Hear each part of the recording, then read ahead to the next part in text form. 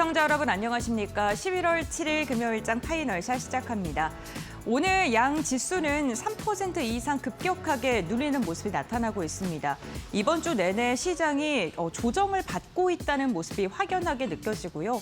특히나 외국인의 매도세가 유가증권 시장에서 이달 들어 하루도 빠짐없이 나타나고 있는데요. 다만 이제 받쳐주는 수급이 조금은 부재한 듯합니다. 개인이 5천억 원가량 담아내곤 있습니다만 외국인의 매도의 규모가 줄었음에도 불구하고 시장이 이렇게 눌리는 것을 보면은 이제 점점 돈이 말라가고 있는 거 아닌가라는 그런 걱정도 됩니다. 하지만 그럼에도 불구하고 이제 시장은 기간 조정을 거치는 것뿐이지 상승장은 여전하다라는 시각이 훨씬 더 많은 상황인데요. 오늘 마켓 A컷을 통해서는 관련된 이야기 나눠보고자 합니다. 네, 오늘 A컷으로 준비한 사진은요. 지금 달러 사진을 준비를 했습니다. 공매도와 그리고 고환율 속에서 지금 기간 조정에 들어가 있는 시장의 분위기인데요. 이번 달 들어서 분위기가 확 변화한 게 느껴졌는데 어떠한 이유 때문인지 차근히 한번 확인해 보시죠. 네, 가장 먼저 공매도가 2년 3개월 만에 최고치를 기록했다고 합니다. 4월 달에 재개가 되고 나서는 8천억 원가량으로 순매수액이 지금 포착이 됐었는데 6월 달 들어서 코스피의 불장이 4월부터 지속적으로 이어지면서 지금 1조가 넘어선 것으로 확인이 됐고요. 7월과 8월 그리고 9월 달에는 1조 이하였지만 10월 달부터 시장이 정말 뜨겁게 불타오르는 게 확인이 되니까 급격하게 증가하기 시작했고요. 11월 들어서 일평균이 1조 6천억 원가량으로 2년 3개월 만에 최대치를 기록을 했습니다. 우리가 검은 수요일로 보이는 11월 5일 날 투자자별 공매도 비중을 보게 된다면 외국인이 67%가량을 차지한 것으로 확인되고 있고요. 기관이 32%, 개인이 1%. 그러니까 지금 공매도를 주도하고 있는 게 외국인이다라고 보시면 될 것 같고요. 구조적인 영향력이 확대되고 있습니다. 공매도가 증가하게 된다면 공매도는요. 미리 내가 구매하지 않은 주식을 사들인 다음에 이 주가가 빠졌을 때 저렴하게 정말로 사서 지금 다시금 그거를 갚는 그러한 것을 공매도라고 하는데 결국에는 이 주가의 하락에 베팅을 한다라고 생각을 하시면 좋을 것 같습니다. 대차 잔고도 지금 계속해서 증가하고 있는 상황입니다. 이 공매도의 예열 지표라고 대차 잔고가 표현이 되는데요.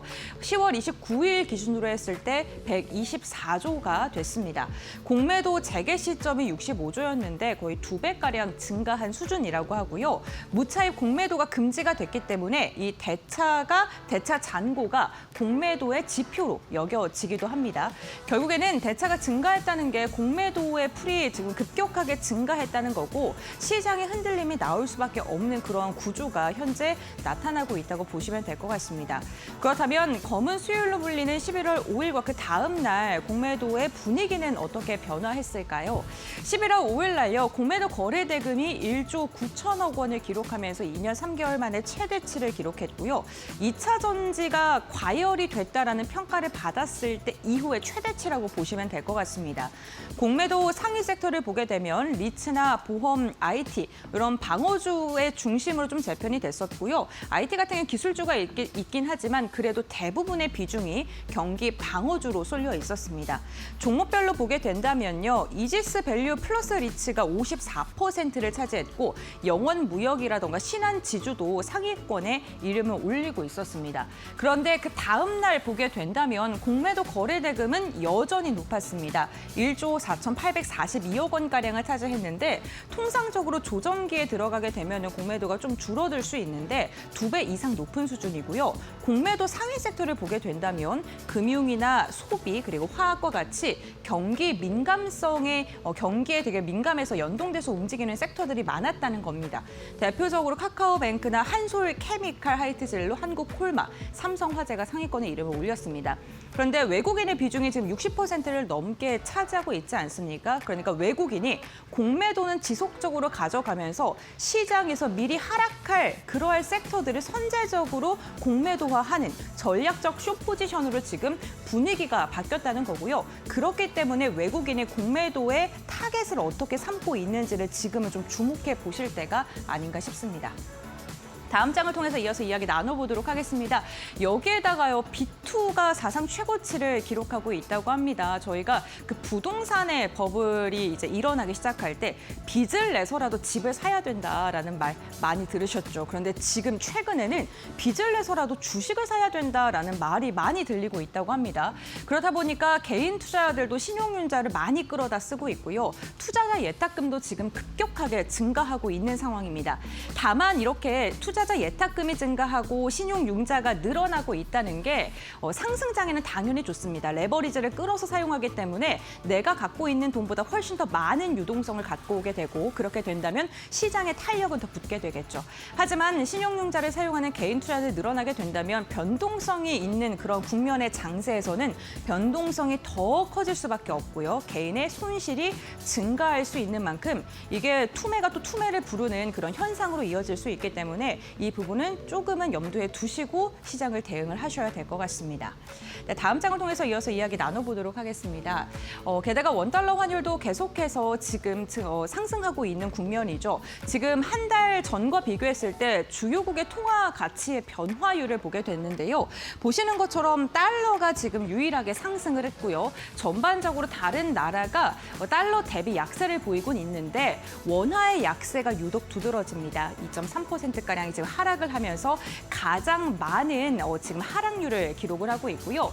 그렇다 보니까 달러 인덱스의 변화보다 우리나라의 타격이 훨씬 더 큰 상황이 현재 나타나고 있습니다.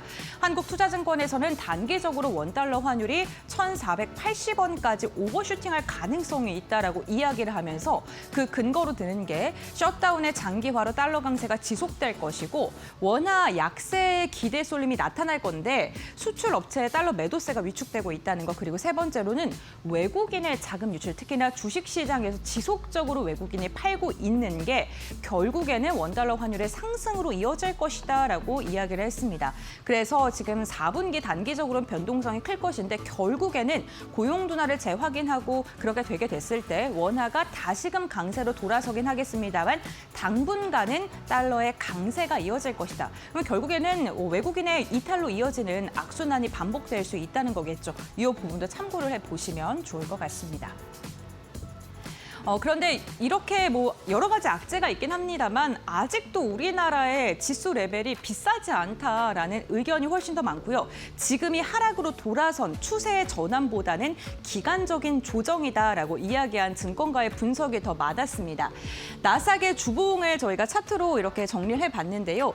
2023년 이후에 지금 상승의 그래프가 얼마큼 나타났는지를 보게 되는 건데 RSI가 60을 상회하는 움직임이 지속적으로 나타나고 있다는 겁니다. 그러니까 지금 주가가 부담스러운 상황이 여전히 이어지고 있다는 건데 나스닥, 그러니까 미국 증시와 비교했을 때 그리고 S&P 500과 비교했을 때도 우리나라의 상승률이 올해 들어서 유독 가파르기는 했습니다.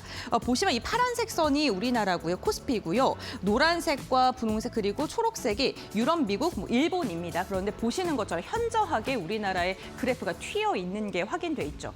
그렇기 때문에 올해만 보게 된다면 우리나라의 주가가 너무 단기적으로 급등했고 과도하게 오른 게 아니냐 걱정하시는 분들 많으실 것 같습니다. 하지만 이러한 측면으로 보시면 좋을 것 같은데요. 우선 PER 부담이 완화됐다는 겁니다. 보시는 것처럼 우리나라의 1년 동안 기업들의 순이익 EPS를 보게 된다면 지금 12개월 선행 EPS가 351포인트입니다. 8월 달에 315였는데 더 증가했죠. EPS가 증가한다는 것은 지수의 밸류가 훨씬 더 좋아진다는 것을 뜻합니다. 그러니까 지금 선행 EPS가 351포인트라는 거를 가정했을 때 PER을 12배 적용하면 우리나라의 지수의 밸류가 4,200까지는 좀 무난하게 달성할 수 있을 정도의 수준이고요. 그렇게 보게 된다면 지금 너무나도 과열된 국면은 아니라는 게 그 이어였습니다. 여기에다가 코스피 PEG 같은 경우는 약 1배입니다. 그러니까 우리나라의 성장 가능성 대비 지수의 추이를 보게 됐을 때 일본이나 미국과 비교했을 때 우리나라가 아직은 저평가 구간이다. 이렇게 볼 수 있을 것 같습니다.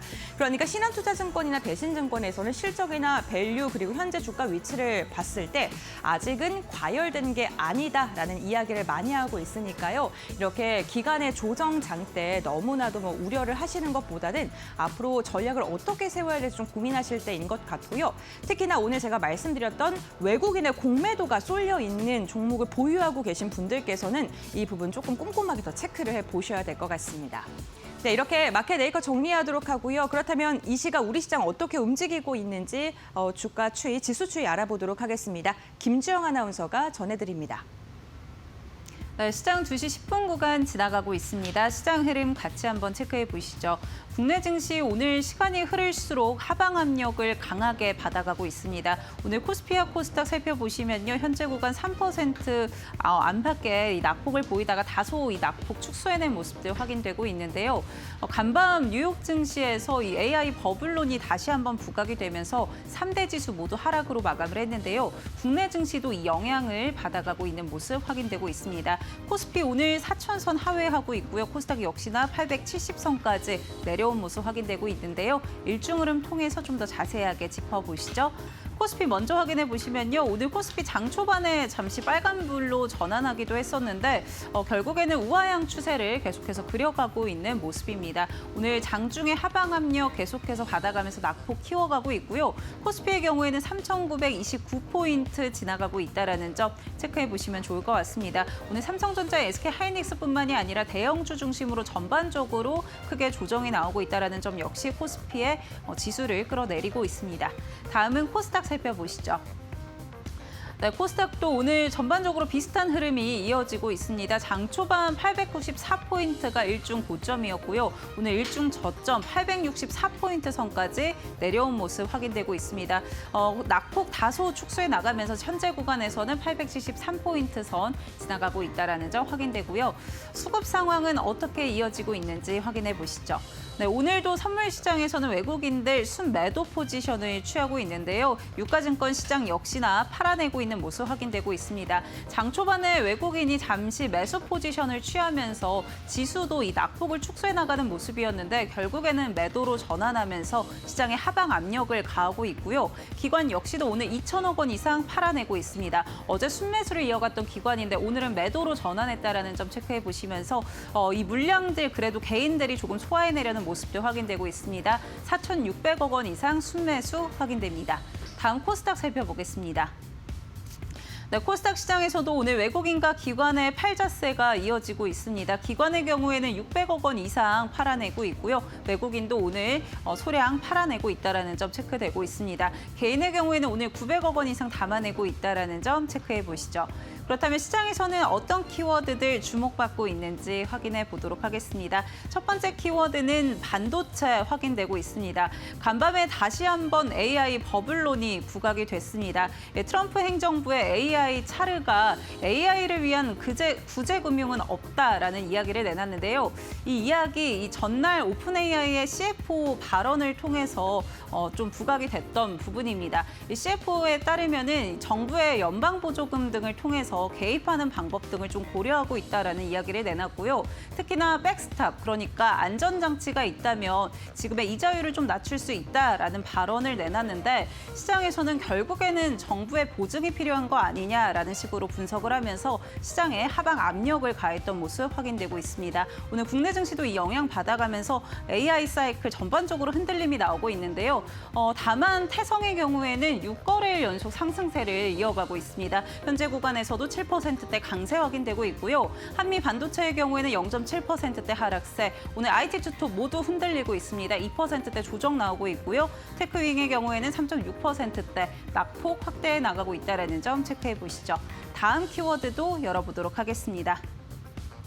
다음 키워드는 화장품 확인되고 있습니다. 오늘 AI 관련주들이 쉬어가는 가운데 화장품주들은 강세 흐름을 이어가고 있습니다. 왕년의 대장주 아모레퍼시픽이 3분기 실적을 내놓으면서 시장을 끌어올리고 있는 모습 확인되고 있는데요. 아모레퍼시픽의 경우에는 지난해 전년 동기 대비해서 매출은 4% 증가를 했고요. 또 영업이익의 경우에는 41%가량 증가를 했습니다. 내수 시장에서의 매출이 증가했고요. 또 기존의 이 사업 구조가 좀 개편이 되면서 나타나면서 시장에서 긍정적인 평가를 내놨는데요. 이에 따라 화장품주들 강세 흐름 확인되고 있습니다. 종목 흐름 확인해 보시면요. 코스메카 코리아 11%대 급등하고 있고요. 아모레퍼시픽도 6.5%대 강세 확인됩니다. 펌텍 코리아 3.6%대, APR도 1.2%대 오름세 확인되고 있고요. 또 코스맥스 강보합권 지나가고 있다는 점 체크해 보시면 좋을 것 같습니다. 지금까지 시장 흐름 확인해 봤고요. 종목별 특징은 종목 파인더 통해서 확인해 보시죠. 네, 금요일에 파이널샷 함께하고 계십니다. 이번에는 종목 파인더 통해서 보다 자세한 종목별 이야기 나눠보도록 하겠습니다. 오늘도 특징주들 모두 한자리에 모아봤는데요. 첫 번째 특징주 만나보도록 하겠습니다. 네, 이노테크 살펴보도록 하겠습니다. 오늘 코스닥 시장에 상장한 새내기주인데요. 성과가 눈에 띄고 있습니다. 코스닥 상장 첫날부터 따따블을 달성했습니다. 공모가 대비 4배 이상 뛰었다는 의미죠. 300% 이상 주가가 폭등하면서 장중에 58,800원까지 오르기도 했습니다. 공모가가 희망범위 상단인 14,700원으로 출발을 했고요. 청약 증거금으로 약 7조 8,496억 원을 모았습니다. 기관의 수요 예측에서 1,072대 1, 일반 공모주 청약에서도 2,427대 1의 높은 경쟁률을 기록한 바 있습니다. 복합 신뢰성 환경시험 장비 납품 기업인데 반도체 그리고 2차 전지 등의 주요 산업에서 안정적인 양산의 필수적인 역할을 수행하는 그런 장비를 공급하고 있는 회사입니다.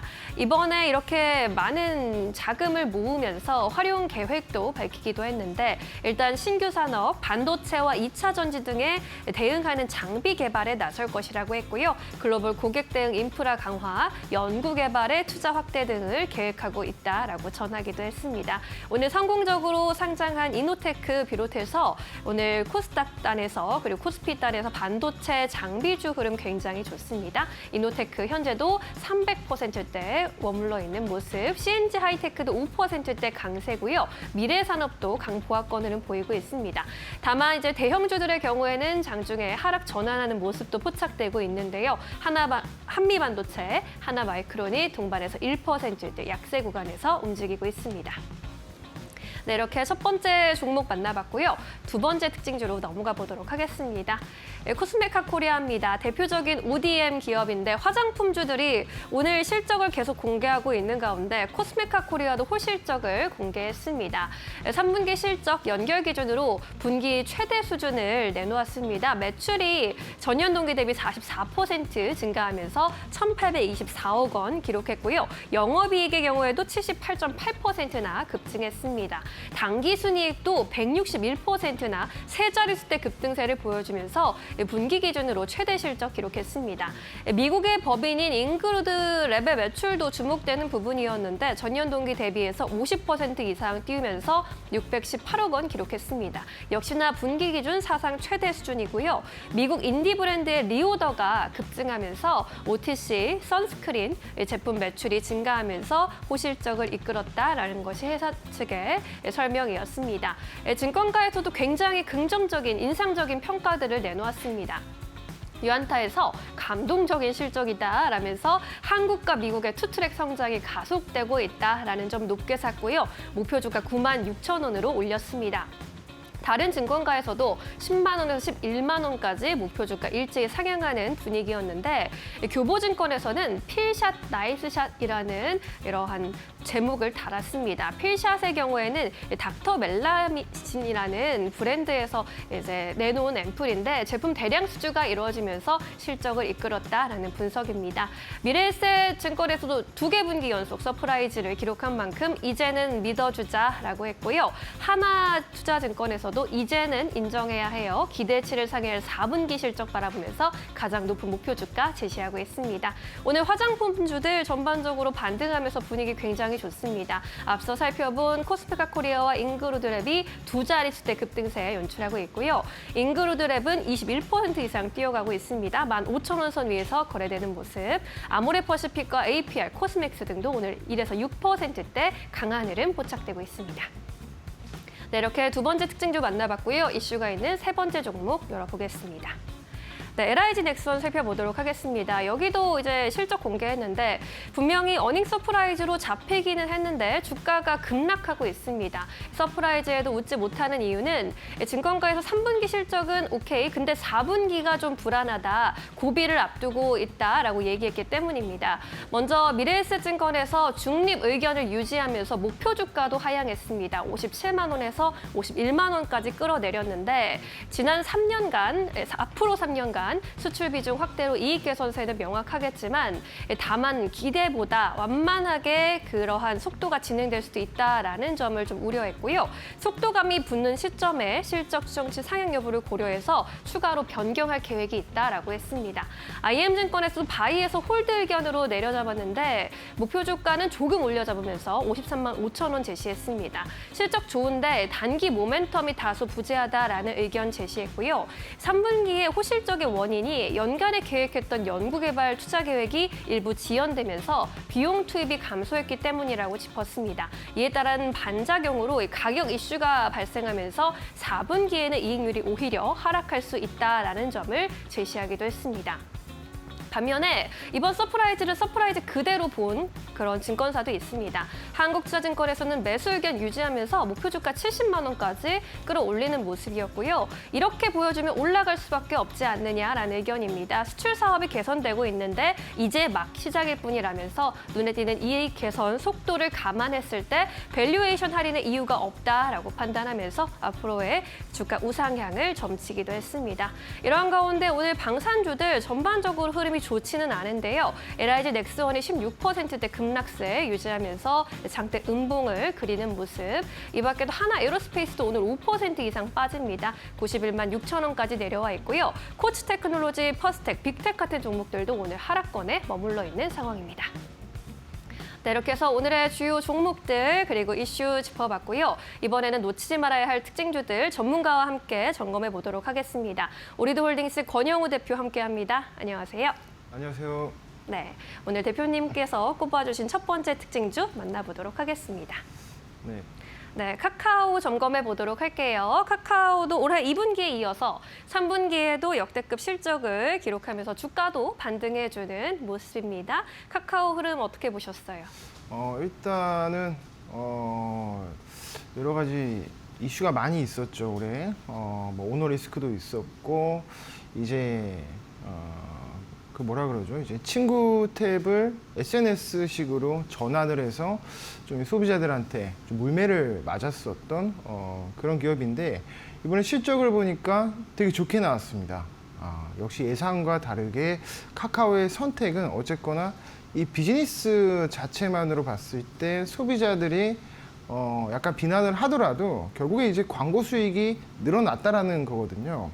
그래서 3분기가 지금 역대 최대 실적을 달성을 했고 왜 그런가 보니까 어쨌거나 친구 탭을 SNS 형태로 전환하는 것도 그렇고 챗 GPT를 탑재를 해서 결과적으로는 소비자들이 앱에서 머무는 시간이 늘어났다라는 겁니다. 카카오의 그 실적, 수익성은 광고 수익으로 이제 먹고 사는 기업이다 보니까 이게 지금 챗GPT를 도입하기 전에는 앱 체류 시간이 한 1분 10초 정도? 그거밖에 안 됐는데 GPT 도입하고 나서 한 2분으로 늘어났습니다. 그러면 앱 체류 시간이 늘어나게 되면 광고 노출이 많이 되잖아요. 광고 노출이 되는 시간도 늘어나기 때문에 광고 수익성이 결국에 좋아질 수밖에 없는 그런 구조로 가고 있다는 거고 어쨌거나 챗GPT가 국내 그 소비자들이 한 2천만 명 정도로 이제 고객으로 확보를 하고 있기 때문에 이렇게 카카오로 도입을 하게 되면 앞으로도 이제 실적 개선이 될 수밖에 없고 광고 수익을 이제 점진적으로 2026년, 27년도에 한 18% 정도 늘어나는 그런 전망이 있습니다. 그렇기 때문에 이제 실적 측면에서 봤을 때는 앞으로 좋아질 가능성이 매우 높고 오늘도 시장이 그렇게 좋지 않았는데도 시장이 그렇게 좋지 않았는데 불구하고 이렇게 양봉으로 3% 내지 4% 정도 상승이 나왔다라는 게 굉장히 긍정적으로 보고 있습니다. 지금 아까 이제 앵커님께서 말씀해 주신 특징지수 중에서 LIG 넥스원, 그동안 이제 시장을 주도했었던 조방원들 같은 경우에는 마이너스 10%, 마이너스 15% 정도 급락이 나오는데도 불구하고 카카오는 오늘 저점을 계속 높이고 있으면서 오늘 같은 날에 좀 양봉이 나왔다라는 거는 추가 상승에 대한 가능성이 굉장히 높아진 그런 상황이다라고 저는 보고 있고, 지금 최근에 그 김범수 의장이 1심에서 검찰이 구형을 받았죠. 네. 검찰이 구형을 받은 게 아니라 검찰이 구형 15년을 제시했는데 네. 이제 선고 판결에서 판사가 무죄를 줬단 말이에요. 그러면 1심에서 보통 무죄 선고가 나온 게 2심에서 유죄로 뒤집히려면 되게 이게 가능성이 희박합니다. 물론 그런 경우가 있어요. 정치적인 어떤 그런 판결에서는 이런 경우가 있긴 있는데 대체적으로는 1심에서 무죄가 나온 거에 2심에서 유죄로 나올 확률은 희박하다.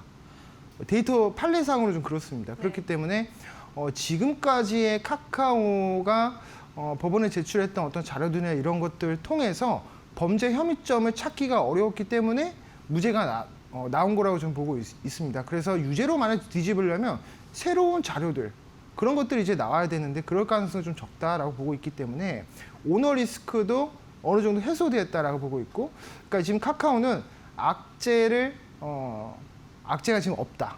더 이상 이제 악재는 없고 앞으로 실적 좋아질 일만 남았고 그리고 오너 리스크까지 해소가 됐기 때문에 지금 구간에서 만약에 진입을 한다라고 그러시면 네. 그러니까 지금 삼각 수렴 패턴으로 좀 가고 있기 때문에 저점 높이고 고점은 낮아지고 있고 조만간에 한 7만 원 언저리 부근으로 이렇게 슈팅이 나올 가능성이 높은 그런 자리다라고 저는 보고 있습니다. 그리고 수급도 보시면 오늘도 이제 외국인 기관이 쌍끌이 매수가 지금 나고 있는데 최근 며칠 동안은 양매도였었거든요. 근데 아까 오전에도 집계가 외국인 기관이 잘 안 나왔었는데 지금 보니까 양매수로 좀 전환을 한 걸로 좀 보여집니다.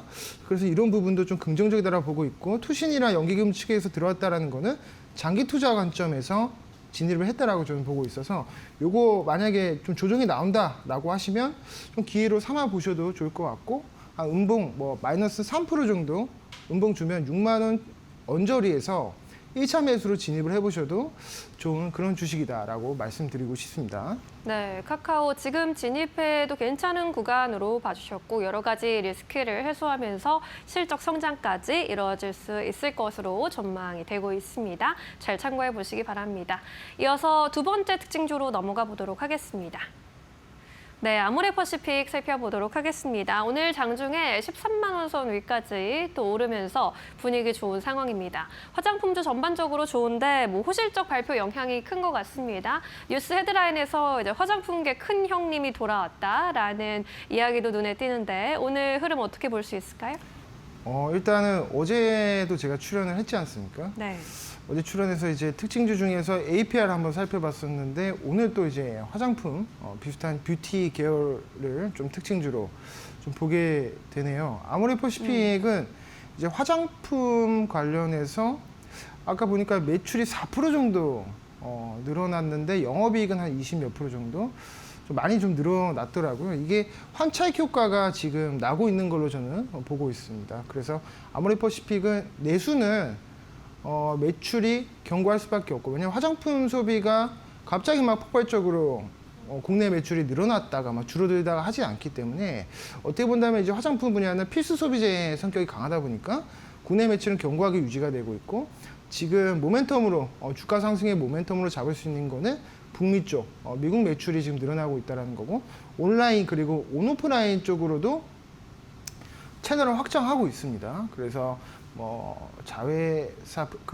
아모레퍼시픽의 브랜드 코스알엑스가 지금 아마존에서도 매출이 좀 많이 나오고 있기 때문에 연말에 이제 아마존 프라임데이를 통해서 좀 한 번 더 반등의 어떤 매출 상승의 기회를 노릴 수 있지 않을까라는 생각을 하고 있고 지금 국내 쪽에서도 사실 국내 소비자들은 일정한 매출을 유지하지만 지금 관광객들이 많이 들어오고 있잖아요. 그래서 관광객들이 이제 면세 쪽으로 들어가서 아모레퍼시픽의 이제 화장품들을 소비할 수 있는 그런 모멘텀 또한 있기 때문에 어떤 실적 측면에서 지금 주가도 차트상으로 봤을 때 저위험 구간에서 반등이 나오고 있기 때문에 이것도 긍정적이다라고 보고 있고 지금 박스권을 다지고 지금 저점을 통과한 그런 시기다라고 보고 있습니다. 그리고 오늘도 보시면 거래대금이 3,000원 정도 터졌는데 앞서서 거래 대금이 거의 안 나온 상태에서 이제 박스권을 돌파하기 위한 어떤 그런 좀 의미 있는 거래량이 들어왔다라는 게 상당히 긍정적이다라고 보고 있고, 수급도 좀 보시면 네. 오늘도 지금 외국인이랑 기관이 쌍끌이 매수가 들어왔는데, 최근에 기관이 계속 팔았거든요. 이렇게 기관이 계속 팔다가 오늘 드디어 이제 들어왔다라는 것도 좀 이렇게 눈여겨 보시면 좋을 것 같습니다. 그래서 앞으로 이제 화장품 쪽 같은 경우에는 수출을 하는 기업이다 보니까 뭐 수출 기업들 같은 경우에는 제조업 기업들인 뭐 자동차, 뭐 반도체, 뭐 조선, 방산 뭐 다 이제 포함되는 거지만, 이 화장품이 리드 타임도 짧고 생산하자마자 판매량이 즉각적으로 매출로 반영되다 보니까 이 고환율 구간에서 실적 반영에 가장 빠르게 되는 기업이라고 생각하고 있거든요. 그래서 아모레퍼시픽도 지금 구간에서 하루 이틀 정도 음봉 나타난다면 12만 원 초반에서 진입을 해보셔도 좋을 것 같다, 이렇게 말씀드리고 싶습니다. 네, 수출로 돈을 버는 산업들 또 실적이 계속 증가할 것으로 기대되고 있는 가운데 화장품주들도 다시금 조명을 받고 있습니다. 대장주격으로 불리다가 최근에는 조금 지혜를 내주기도 했지만 앞으로의 반등 기대해 보도록 하겠습니다. 자, 이렇게 두 가지 특징주 만나봤고요. 이번엔 오늘의 포착 종목으로 넘어가 보도록 하겠습니다. 금요일 기분 좋게 마무리할 종목, 어떤 종목 소개해 주시겠어요? 저는 VT 가지고 왔습니다. 역시 화장품인가요? 네네. 일단은 지금 VT 같은 경우에는 다들 아시다시피 이제 리드샷으로 이렇게 소문이 크게 나서 네. 다이소에서부터 시작을 해서 올리브영에 입점을 하고, 그리고 일본, 미국, 그리고 한국에서 그리고 중국까지도 이어져서 좀 수출 다변화를 하고 있는 기업인데, 최근에 주가가 많이 떨어졌어요. 45,000원대 고가를 찍었다가 지금 23,200원대까지 떨어졌거든요. 거의 뭐 반토막이 난 상태인데, 뭐 실적이 그만큼 안 나왔다라기보다는 판관비가 좀 많이 늘어났습니다. 그동안 이제 마케팅 비용을 그렇게 쓰지도 않고 인스타그램에서 이제 핫해지다 보니까 매출이 늘어나서 지금은 이제 마케팅 비용을 쓸 때입니다. 그래서 이 마케팅 비용에 대한 부분이 이익에 좀 이렇게 반영이 돼서 이익이 좀 줄어들어 그런 모습이 나타났었던 것 같고, 네. 지금 국내도 그렇고 일본에도 그렇고 매출 굉장히 견조합니다.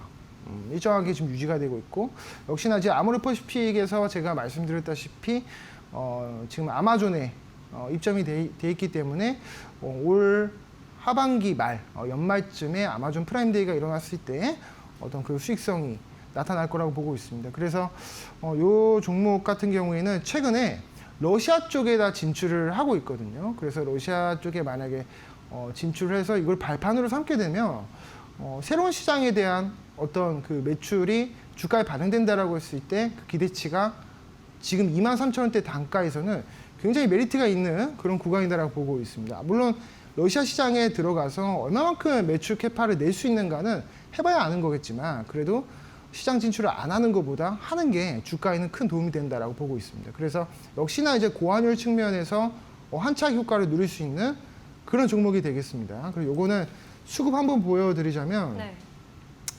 최근에 외국인이 이제 조방원 뭐 다 매도하지만 거의 4일 연속 매수하고 있는 종목이 바로 이 VT입니다. 우리가 지금 외국인의 수급을 연속적으로 들어오는 거를 조금 주목을 해봐야 된다라는 거고, 고가에서 외국인이 수급이 들어오는 거랑 바닥에서 들어오는 게 또 다르거든요. 그래서 VT가 지금 23,000원대 이 완전 차트의 바닥에서 외국인이 수급이 들어온다라는 거는 어떤 실적 턴어라운드에 대한 힌트를 주고 있다, 이렇게 좀 설명드리고 싶고, 네. 요거 이제 차트로 보셔도 45,000원에서 지금 엘리어트 파동상으로 지금 하락 파동이 거의 다 나온 상태거든요. 주가 지금 바닥을 찍고 있기 때문에 이 구간에서 만약에 진입을 하신다 그랬을 때 목표가를 그냥 노멀하게 한 28,000원대로 잡아드려도 좋을 것 같고요.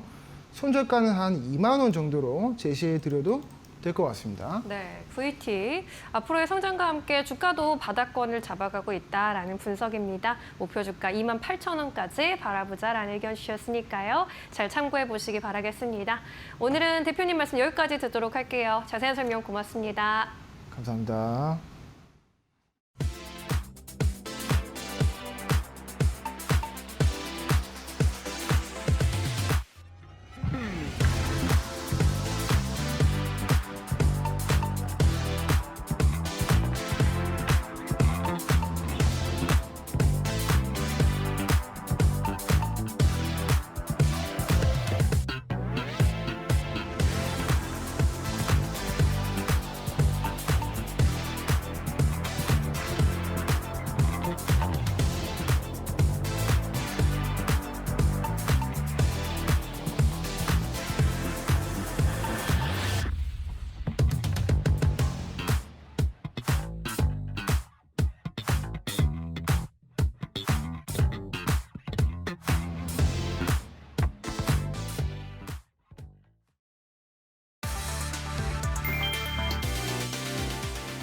이재명 대통령이 오는 10일 삼성, SK, 현대차, LG 등 주요 그룹 총수들과 용산에서 회동한다. 이날 자리에는 이재용, 최태원, 정의선, 구강모 회장뿐 아니라 마스가 조선협력 프로젝트의 김동관 한화 부회장, 정기선 HD 현대 회장, 미국 일라이릴리 공장을 인수한 서정진 셀트리온 회장도 참석한다. 기업들은 정부 미국과 합의한 3,500억 달러 투자와 별도로 1,500억 달러 추가 투자를 약속한 상태다. 관세 인하로 약 3조 1천억 원 비용 절감을 기대하는 현대차 그룹을 비롯해 삼성, SK, 한화, HD 현대 등 다양한 업종이 직접적 수혜를 받았다. 이번 회동에서는 자동차 관세 15% 소급 적용과 대미투자펀드 조성을 담은 대미투자특별법, 그리고 각 그룹의 미국 현지 투자 계획을 국내 일자리 협력업체 지원과 어떻게 연계할지가 핵심 의제가 될 전망이다.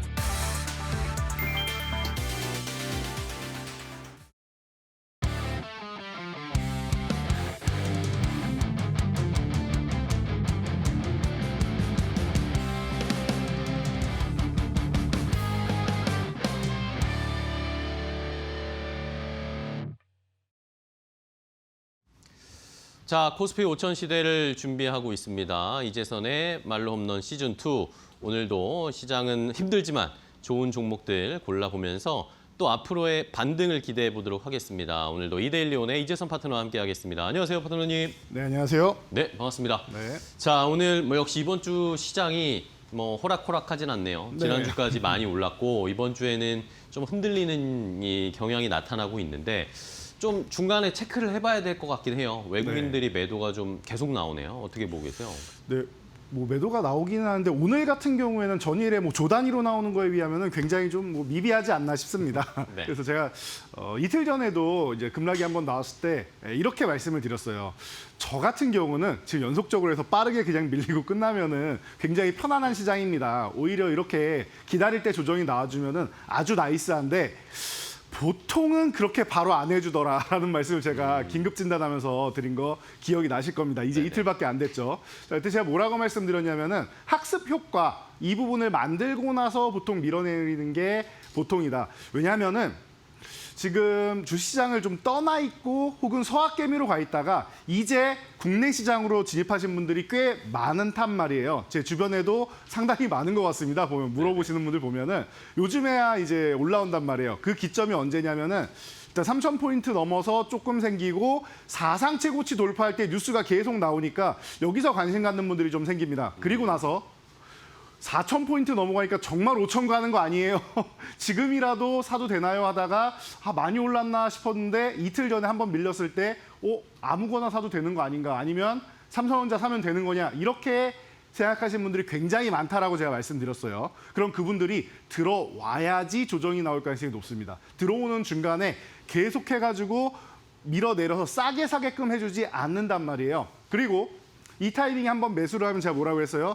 뭐 다음날 정도에라도 반등 나올 수 있습니다 했는데 어제 반등 조금 나왔죠. 그리고 오늘 다시 한번 밀어내리고, 그러니까 하단은 뭐 3,800이든 그 약간 아래든 흔들면서 간다란 말이에요. 그렇게 해가지고 이제 박스권을 유지할 가능성이 당분간 좀 높지 않느냐. 그래서 밀리면 매수했을 때 조금 올라와서 나는 천재야라는 인식을, 초심자의 행운 같은 것을 여러분들이 느끼게 한 다음에, 그리고 나서 이제 자신감을 얻었을 때, 또 밀렸을 때 또 살 수 있을 때, 더 밀리면 더 사도 된다라는 생각이 들 때 제대로 조정을 주는 게 보통 기관과 외국인들의 조정을 주는 방식이다라고 말씀드렸어요. 그래서 합숙 효과가 최소 2~3번은 넘어야 된다. 이게 뭐 다수가 되면 한 10번까지도 만들기도 하는데 보통 10번까지는 잘 안 나오는데 그 뭐 한 5번 전후? 요 정도에서 많아야 뭐 10번 사이. 그 정도까지 여러분들 합숙 효과 만들고 이제 좀 괴롭힐 거다. 그리고 나서 만약에 안 내려가고 다수의 횡보만 하고 간다라고 하면은 그 사이에 종목별로만 급락을 시킨다라고 말씀드렸어요.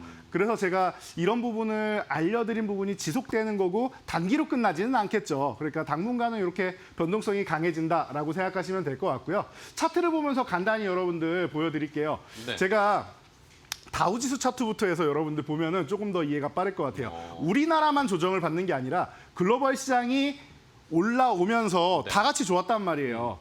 사실은 작년까지만 해도 다 좋은데 우리나라만 안 좋아서 우리가 뭐 전 세계에서 꼴찌니 뭐 이런 얘기가 나왔을 정도인데 지금 보시면은 다우지수, 나스닥지수 다 비슷합니다. 올라왔다가 상승폭이나 이런 거 차이 있고 조정을 지금 21선 정도까지 받았단 말이에요. 요 정도까지 받으면 큰 조정까지는 아니구나 정도. 최근 한 달간 평균 정도 된다라고 생각하시면 될 것 같아요. 자, 그러면은 다음 페이지로 넘어와서 우리나라 시장 코스피를 한번 보자고요. 어떻게 바뀌었나? 자, 우리는 사실 올라오고 횡보하고 각도는 더 좋은데 중간중간 횡보하는 구간이 나옵니다. 보이시죠?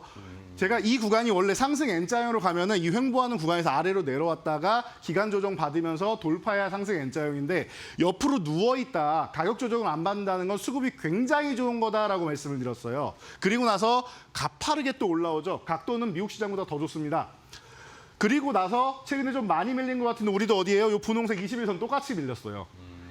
이 정도 최근 한 달 평균 가격 정도까지 현재 밀려 있는데 좀 더 밀려도 이상할 게 없지만 당장은 제가 이틀 전에 뭐라고 했습니까? 뭐 한 3,800대 정도까지는 계속 흔들 수 있고 요 하단을 살짝 더 이탈했다가 회복되던 아니면 상단이 4,200대인데 요 4,200대보다 살짝 더 올라갔다 내려오던 상관이 없다. 이렇게 해서 박스권을 그리면서 움직일 가능성이 매우 높다라고 말씀드렸는데 그 안에서 움직이고 있지 않습니까? 그러니까 여러분들이 조금 오른다고 좋아할 것도 없고 조금 내린다고 슬퍼할 것도 없어요. 1일비만 안 하고 지금 시장이 이렇게 구성된다라는 거. 그리고 그래서 제가 이틀 전부터 매수를 해도 되는데 매수한다면 좀 짧게 치고 빠지는 전략이 좋을 것 같습니다. 말씀드렸는데 생각보다 조금 더 빨리 움직이고 있다라고 생각하시면 될 것 같아요. 그리고 이 시장이 끝나려면 외국인들이 선물 매도해 놓은 하락 포지션을 좀 청산을 해야 되는데 어제 조금 나왔다고 그걸로는 뭐 10분의 1밖에 안 됩니다, 여러분. 최근에 매도한 물량에. 그 정도로는 하락장이, 조정장이 끝나진 않습니다. 하락이 나오냐 안 나오냐는 이게 크게 안 밀리더라도 이 외국인 선물 매도가 청산이 돼야 되는데 한 번 정도는 청산할 기회는 나오지 않을까 싶어요. 그래서 그 구간을 지금 당장보다는 조금 더 횡보를 한 다음에 학습 효과로 내려왔다가 살짝 들어올리고 이게 반복돼서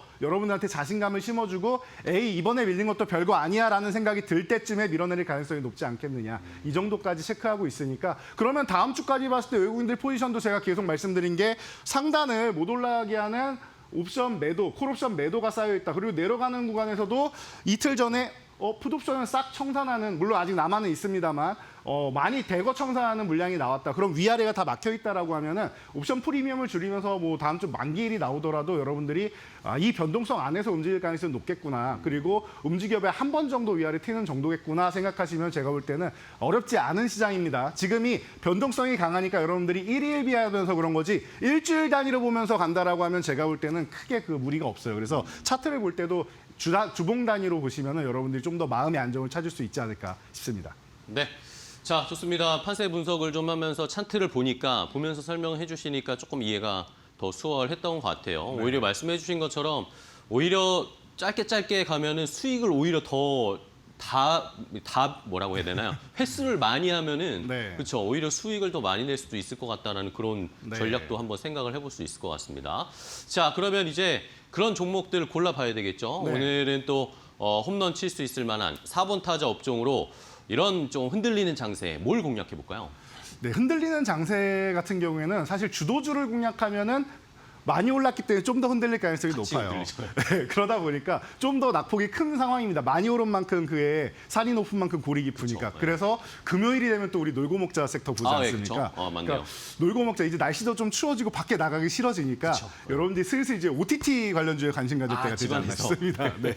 그래서 오늘은 OTT 쪽으로 관련주. 한번 보려고 합니다. 그래서 뭐 아주 편안하게 볼 수 있을 것 같아요. 이번에 에이펙 같은 경우에도 뭐 경주에 이제 시진핑도 왔다 가고 이제 트럼프도 왔다 가고 각국 정상들이 이렇게 왔다 가고 했는데 글로벌 OTT 시장은 매년 성장하고 있습니다. 중간에 잠깐씩 가격 올리면서 주춤하는 부분은 저가형을 발표하면서 이미 해소가 싹 되었고 내년 같은 경우에는 넷플릭스 같은 경우에도 AI 광고를 도입한다고 해요. 중간중간에 잠깐 멈춰가지고 광고 나오는 거 지금도 나오는 것 같긴 한데 이런 부분을 좀 더 이제 그 AI를 이용해가지고 여러분들 맞춤형으로 나간다라고 합니다. 그러니까 이 광고 부분에서도 수익을 얻을 수 있다라고 하면은 OTT 시장은 더욱 더 이제 밝아지는 것이고 여기서 수익을 얻으면은 투자를 더 많이 할 수가 있겠죠. 이게 제일 중요한 것 같아요. OTT 이 업체들의 근본은 좋은 컨텐츠를 가지고 시청자들을 계속 여기에 묶어두는 게 제일 중요한 거예요. 그러다 보니까 요즘 극장도 안 가고 그런 거 아닙니까?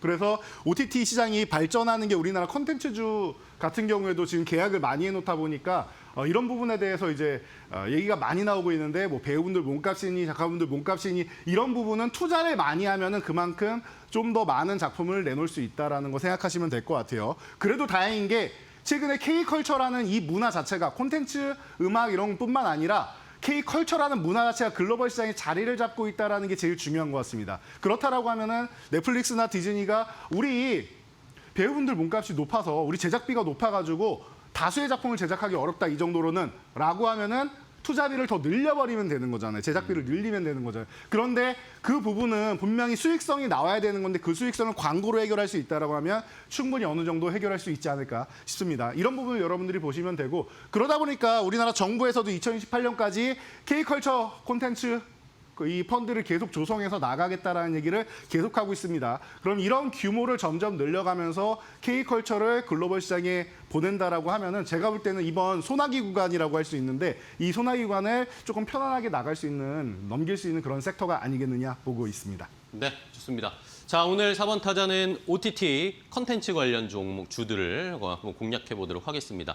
특히 또 이 컨텐츠 주들이 그동안 주가가 굉장히 눌려 있었잖아요. 네. 가격도 별로 오르지가 않았고 이런 상황이기 때문에 오히려 밑에서 좀 담을 수 있는 그런 종목들을 골라보겠습니다. 자, 그럼 바로 1루 출루할 수 있는 안타 종목부터 보겠습니다. OTT 쪽에 큰 안정적인 종목으로 뭐 볼까요? 안정적인 종목 하면은 보통 뭐 CJ그룹 많이 보는데 그 중에서 이제 같이 떨어져 나와 있는 이제 스튜디오 드래곤. 스튜디오 드래곤. 네, 가장 안정적인 기업이라고 할 수 있어요. 그쵸? 네. 우리나라에서 콘텐츠 제일 많이 만드는 기업 어디예요 하면 바로 나오는 기업이고 드래곤이죠. 네. 가장 유명한 콘텐츠들 많이 만든 기업 어디예요? 다작을 했으니까 당연히 투자비도 많을 거고 네. 자연스러운 것 같습니다. CJ그룹 계열 쪽으로 보시면 이게 가장 든든하다라고 보시면 되고요. 여러분들이 밀려도 이 종목은 회복되겠지라고 생각된다라고 하면은 스튜디오 등은 제일 뭐 이제 든든한 안타 종목이 아닌가 싶습니다. 한알령 해제 기대감 계속 있었는데 이번에도 시진핑이 크게 선물을 안 주고 갔어요. 우리가 트럼프를 환대해가지고 좀 삐진 게 아닌가. 혹은 핵 추진 잠수함 같은 경우는 사실 중국 입장에선 불편할 수도 있습니다. 그럼에도 불구하고 불편한 심기 드러내지 않고 좋게 대화하면서 갔다라는 게 제가 볼 때는 가능성은 충분히 있을 것 같습니다. 그렇다라고 하면은 중국은 이 3대 OTT 가입자가 이제 3억 3천만 명 여기서 더 계속 추가가 되고 있습니다. 넷플릭스가 3억 명일 때 3억 3천만 명이 넷플릭스보다 가입자가 많아요. 전 세계에 퍼져 있는 넷플릭스보다 중국의 3대 OTT가 더 많아요. 이 정도의 시장이에요. 그런데 넷플릭스와 디즈니가 중국 진출했습니까? 아니죠. 맞아. 그래서 오징어 게임 같은 경우도 전 세계적으로 유명할 때 중국에서도 검색어가 1위고 제일 많이 보고 제일 재밌다고 하는데 사실 넷플릭스는 진출이 안 돼 있어요. 어떻게 봤는지 모르겠습니다. 여러분들 이런 거 생각하시면은 그런 부분을 우리가 콘텐츠를 제작해서 직접 중국에 계약을 해서 판권을 수출할 수 있단 말이에요. 그렇게 된다라고 하면은 제가 볼 때는 넷플릭스나 이런 데서는 큰 자금을 지원받았으니까 괜찮은데 사실 우리나라 드라마의 근본은 방송국들 아니겠습니까? 방송국들이 지금 매우 부담스러운 상황인데 중국과 계약을 하게 된다라고 하면 이 판권을 팔 수 있다라고 하면 이런 부분이 그냥 바로 그냥 눈 녹듯이 그 우려감이 해소가 될 수 있다라는 겁니다. 이 부분에 대해서 우리가 좀 기대를 좀 해봐야 되지 않을까 싶고요. 중국 반영하면 제가 이 부분을 올해 초부터 계속 알려드렸는데 리쿰률이 70% 정도 추정된다라고 하면은 텐트폴 작품, 뭐 이 300억 이상 작품이면은 약 200억의 이익이 남을 수 있습니다. 그렇다라고 하면은 배우분들 몸값 어쩌고저쩌고 막 말이 많은데 그런 부분을 그냥 바로 해결할 수 있는 거다라고 제가 계속 말씀드리고 있습니다. 그래서 중국에 판권 계약을 하고 판매를 하는 거 굉장히 중요하지 않을까 싶습니다. 그래서 이런 부분을 생각하시면 되고 글로벌 OTT 시장이 이렇게 성장하면은 그대로 그냥 따라갈 때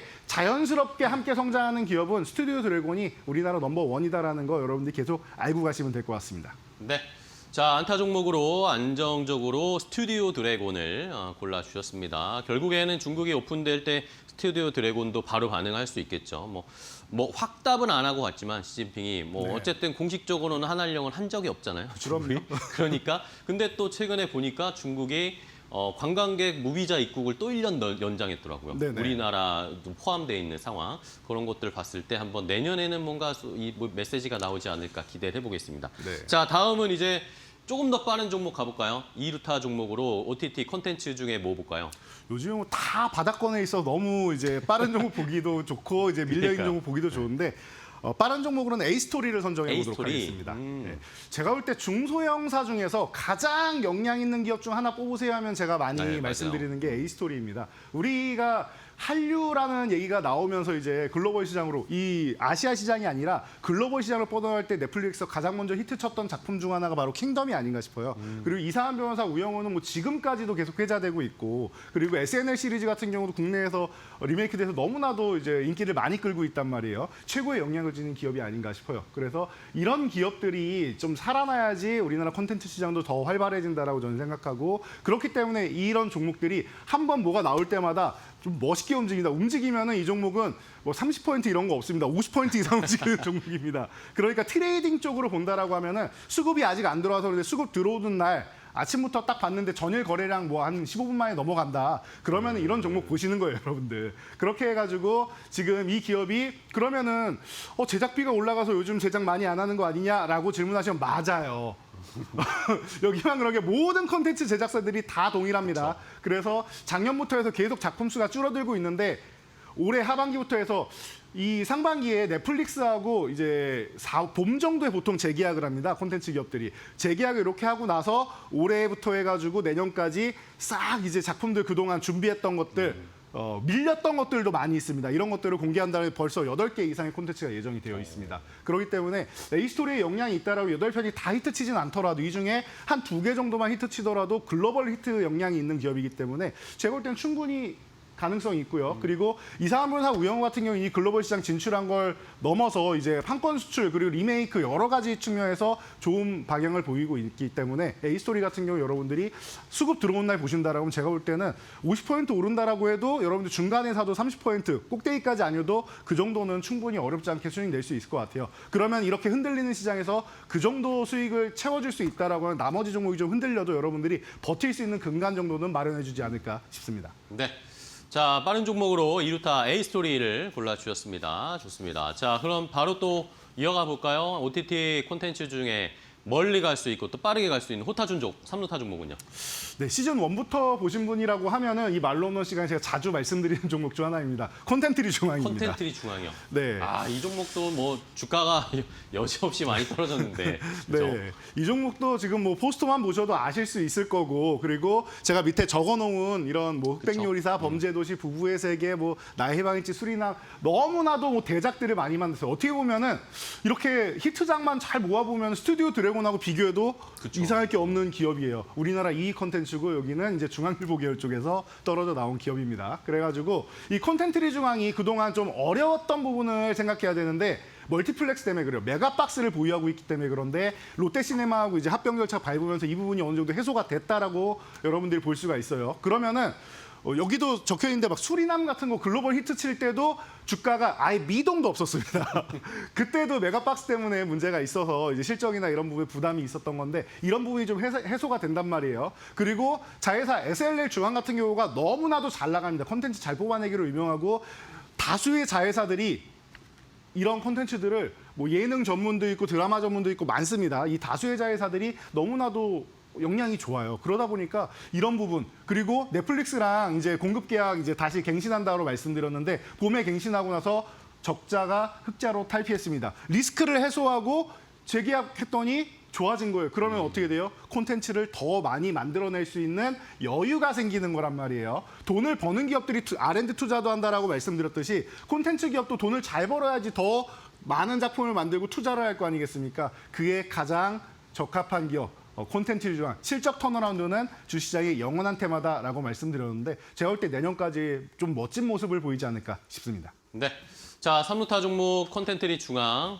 때마침 또 오늘 실적을 발표했어요. 콘텐트리 중앙이. 네. 실적이 잘 나왔습니다. 어닝 서프라이즈급이 나와서 시장이 오늘 이렇게 어려운데도 콘텐트리 중앙이 참 기특하게 빨간불을 켜고 있습니다. 오늘. 네, 콘텐트리 중앙 3루타 종목으로 소개를 해드렸으니까 한번 저희도 지켜보겠습니다.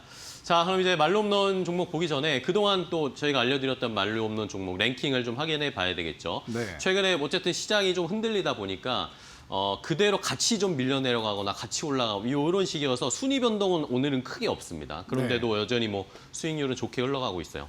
네, 제가 뭐 말씀드렸듯이 아마 이번 주가 아니라 다음 주나 다다음 주 정도부터 순위 변동이 또 재밌게 활발하게 나올 거다라고 제가 이번 네네네. 주에 말씀을 드렸었는데 그리고 이렇게 보시면 돼요. 제가 박스권으로 이렇게 좀 속도도 빨라지고 변동성도 강해진다라고 말씀드렸잖아요. 많이 올라온 종목들이니까 쉬어야지 더 가는 거예요. 그래서 실망하실 필요 없다. 오히려 밀려 내려온다라고 하면은 수익률이 깎였네가 아니라 나 못 샀는데 살 수 있는 구간인가라고 생각하고 짧게 보는 관점으로 들어가시면은 또 재밌는 여러분들 계좌를 만들 수 있어요. 그래서 여러분들이 그동안 처음에는 이제 지켜만 보다가 저걸 놓쳤네 하셨던 분들 그런 분들의 기회를 잡을 수 있는 그런 구간이 아닌가 싶으니까 실망하실 필요 없고요. 오히려 기회를 잡아야 되는 구간이다라고 말씀드리도록 하겠습니다. 네, 알겠습니다. 어제도 말씀해 주신 레인보우 로보틱스 같은 거 좀 네. 잘 자리를 예쁘게 주고 있다. 너무 예쁩니다. 라고 말씀해 주셨으니까 네. 기회를 잘 저희도 포착해 보도록 하겠습니다. 계속 추이 좀 알려주세요, 파트너님도. 네. 자, 그러면 이제 오늘 말로 없는 종목 또 골라봐야겠죠. OTT 콘텐츠 중에 어떤 종목이 말로 없는 종목일지 궁금한데요. 오늘은 저도 좀 고민을 많이 했어요. 네네. 사실 안타부터 3루타 종목까지 어느 종목이 말로 홈런에 들어가도 이상할 게 좋은 없다라고 걸 저는 다 말씀해 주셨어요. 생각하는데 이쪽 분야를 여러분 좀 보셔야 되지 않을까 싶어서 제가 덱스터를 소개해드리려고 가져왔습니다. VFX. 네, 맞습니다. 역시 다 알고 오시는 투자를 굉장히 이제 조예가 깊으신 앵커분이 여기 함께 하시다 보니까 굉장히 제가 편안합니다, 방송이. 맞아요. 요즘에는 드라마건 뭐건 특수 효과를 빼곤 얘기를 할 수가 없어요. 애니메이션도 그렇고 다 이 특수 효과로 이루어진단 말이에요. 오징어 게임 2에도 이미 참여를 했었고 과거부터 역량이 가장 뛰어난 기업 중 하나로 우리나라에 든든하게 자리 잡고 있는 기업입니다. 그런데 말씀드렸듯이 최근에 좀 어렵게 시장이 흘러가다 보니까 작품 수가 적으니까 당연히 참여하는 작품이 적어지겠죠. 그래서 좀 어렵게 흘러갔는데 그러다 보니까 자꾸 해외로 눈을 돌리게 됩니다. 문제가 원래 우리나라 것만 하니까 문제였는데 해외로 눈을 돌린다면 이건 또 다른 얘기가 되는 거거든요. 그렇다라고 하면은 지금 중국에 진출을 해 있고 일본하고도 최근 7월에 또 계약을 했습니다. 그래서 이런 VFX 계약을 계속 이렇게 꾸준히 이어나갈 수 있다라고 하면 제가 볼 때는 오히려 이런 해외 진출 그리고 자체적으로도 콘텐츠를 또 이 기업이 또 만들기 시작합니다. 제가 콘텐츠를 볼 시간이 없어서 그런데 제 기억에 견우와 선녀인가 그런 쪽으로도 만들고 그리고 앞으로도 계속 이제 콘텐츠 쪽으로 역량을 키워나가겠다라고 자신 있게 얘기하는 기업이에요. 그러니까 기존에 있던 VFX 사업에서 신사업까지 그리고 국내 시장에서 해외 시장으로 계속 진출을 해서 발을 넓혀가는 기업이다라고 여러분들이 생각하시면 될 것 같습니다. 이 정도까지 보시면서 성장 기대감 보시고 지금 주가가 너무 바닥에 있어요. 차트 보시면은 여러분들이 쉽게 아실 수가 있을 텐데요. 네. 저는 결론부터 말하면 이 종목이 10,000원 아래 있을 종목이 아니라고 생각해요. 중장기적으로. 중장기적으로는 그런데 지금 4,500원 전후에서 굉장히 힘든 시기를 보내고 있습니다. 네. 누가 봐도 지지선을 이탈하고 아래쪽에서 이제 박스권도 없이 그냥 계속 21선 타고 내려가고 있습니다. 그러면은 굉장히 간단한 방법이 있습니다. 가격적으로는 4,500원 아래서는 제가 모아가면은 편하게 올라오지 않을까라고 저는 보고는 있는데 확인하고 들어가는 방법은 이 기업이 거래대금 실어서 21선 넘어가는 겁니다. 지금으로 치면은 거의 5,000원 약간 아래니까 5,000원 넘어가면 매매한다라고 생각하시면 되겠죠. 제일 싸게 사고 싶으신 분들은 그냥 천천히 하루에 한 주씩 모아간다 생각하시면 되는 거고 아니야 나는 속도도 중요해. 난 한국이니까 좀 빨리빨리 움직이는 게 좋아 라고 생각하시면은 거래대금 실어서 21선 요 분홍색 선 지금으로 치면 5,000원 정도를 넘어가면은 아마 한 다다음 주 정도 되면 4,750원이 될 수 있는데 그 전에 넘어가면 제일 좋고 그 안에라도 이제 넘어가면 좋고 아니면은 4,750원 정도까지 보시면서 그 구간을 넘어갈 때 거래대금 실어주는지 이 부분을 체크하면서 보시면 제가 볼 때는 여러분들이 제일 싼 구간에 보실 수 있어요. 지금 여기 있을 종목이 아니에요. 저는 정말로 다시 이 종목이 10,000원까지 가는 거는 어렵지 않다라고 생각해요. 그런데 일단은 순서는 있으니까 1차적으로는 6,000원, 2차적으로는 8,000원 이렇게 목표가 설정해드리면서 2,000원 단위로 올리면서 본다라고 생각하시고 그 다음이 10,000원이지 않습니까? 저는 내년에 보면 아마 10,000원을 찍거나 10,000원을 돌파하는 것도 여러분들이 볼 수 있지 않을까라고 생각하니까 지금 구간에서 10,000원이면 2배가 넘습니다. 편안하게 보시기 바랍니다. 네. 자, 오늘 말로 없는 종목으로는 OTT 콘텐츠 쪽에서 덱스터를 주셨습니다. 덱스터 진짜 오랜만에 보네요. 종목 자체를. 네. 네, 그동안 정말 소외되면서 눈에 안 띄던 종목이었는데 네. 오히려 이제 반등을 줄 수 있는 기회가 오지 않을까. 해외 시장까지도 넓힌 오히려 어려운 시기에 포트폴리오를 더 넓혔네요. 확장을 네, 했네요. 그런 맞습니다. 것들 한번 기대해 보면서 덱스터까지 알아봤습니다. 자, 오늘 또 이재선 파트너와 함께 했는데요. 이제 또 일주일의 마지막, 한 주 마지막 유튜브 라이브 하러 가셔야죠. 네, 오늘 또 시장 걱정되시는 분들 많으실 텐데 오늘 시장의 마무리 저와 함께 하시면 될 것 같고요. 자, 이데일리 유튜브 오셔가지고 파이널샷 바로 옆에 제 얼굴 떠 있습니다. 터치하고 인사하고 잠깐 계시면 제가 바로 가서 HS 켜가지고 여러분과 오늘 시장 마무리 함께하고 걱정거리 다 해소해 드릴 테니까 네. 입장하시기 바랍니다. 네, 알겠습니다. 자, 오늘도 이재선 파트너 함께 했습니다. 오늘 좋은 정보 알려주셔서 감사하고요. 다음 주에 또 뵐게요. 고생 많으셨습니다. 감사합니다. 네.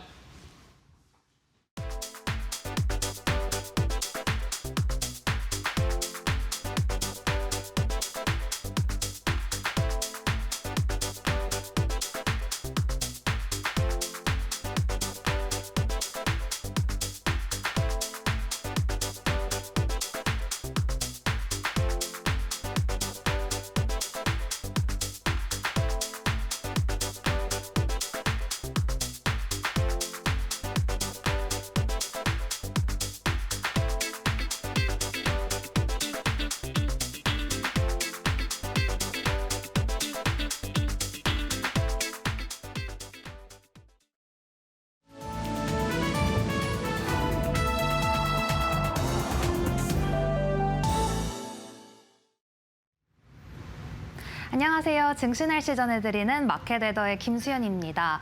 오늘 우리 증시 날씨는 다소 어둡습니다. 간밤 뉴욕 증시에서 이 3대 지수가 하락을 했고요. 또 기술주가 약세를 보였습니다. 고용시장의 냉각 우려, 또 AI 거품론이 겹친 건데요. 이런 장을 보고 시작한 우리 국내 증시, 오늘 환율이 1,450원대로 올라섰고 또 코스피와 코스닥도 동반 하락세를 보이고 있습니다. 이처럼 시장이 전반적으로 조정을 받고 있는 가운데 오늘 화장품주가 지수 대비해서 선전해주고 있는데요. 그 이유는 어제 화장품주가 좋은 실적을 내놓았습니다. 어떤 실적을 발표했는지 함께 살펴보겠습니다.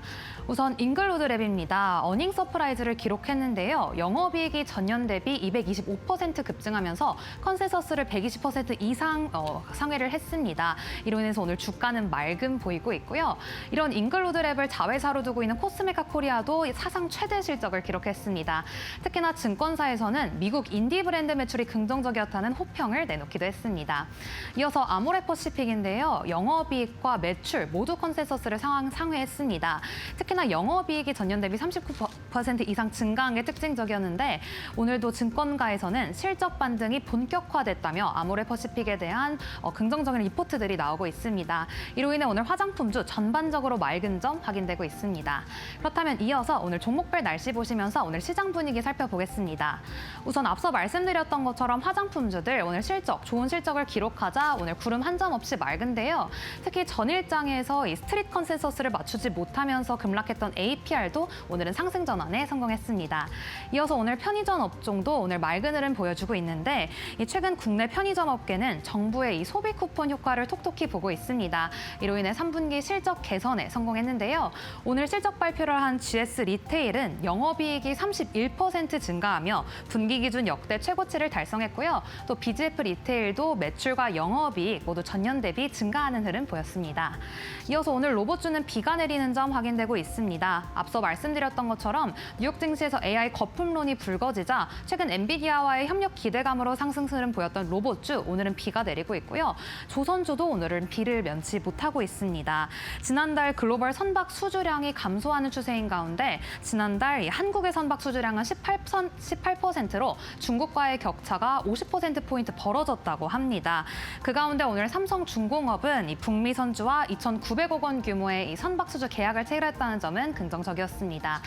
이어서 비만 관련주인데요. 간밤 트럼프 대통령이 일라일릴리와 노보노디스크의 이 비만 치료제인 위고비와 마운자로의 약가를 인하한다는 소식이 들려왔습니다. 그럼에도 오늘 비만주 전반적으로 시장이 조정을 받고 있으니까요. 네, 그렇다 할 움직임을 보이지는 못하고 있습니다. 이어서 오늘 의료 AI주인데요. 오늘 이번 주 내내 상승 탄력을 이어갑니다. 최근 정부가 2032년까지 9천억 원을 투입해서 첨단 의료 산업을 투자하겠다는 계획을 발표했는데요. 오늘은 의료 AI주 안에서도 경기 방어적인 성격을 띠는 헬스케어주들이 강세 흐름 보이고 있습니다. 그럼 이어서 오늘 특징적인 종목들 날씨도 함께 살펴보겠습니다. 우선 이노테크인데요. 정밀 산업장비 업체입니다. 오늘 코스닥에 상장을 하면서 따따블을 기록하며 뜨거운 데뷔전 치르고 있고요. 이어서 2차 전지업체 태성입니다. 오늘 국내 대기업에 복합 동박을 공급했다는 계약을 체결했다는 소식이 들려왔는데요. 관련해서 오늘 태성에 강한 햇살이 들어오고 있습니다. 그럼 이어서 지금 현재 실적 시즌이 이어지는 만큼 이 실적을 발표한 기업들 가지고 와봤는데요. 우선 카카오입니다. 카카오가 역대 분기 최대 실적을 기록했습니다.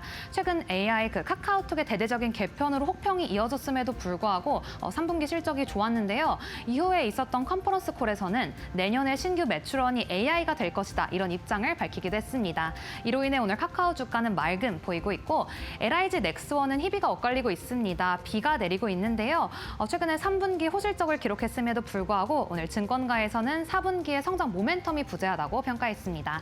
이상 11월 7일 증시 날씨 전해드렸습니다.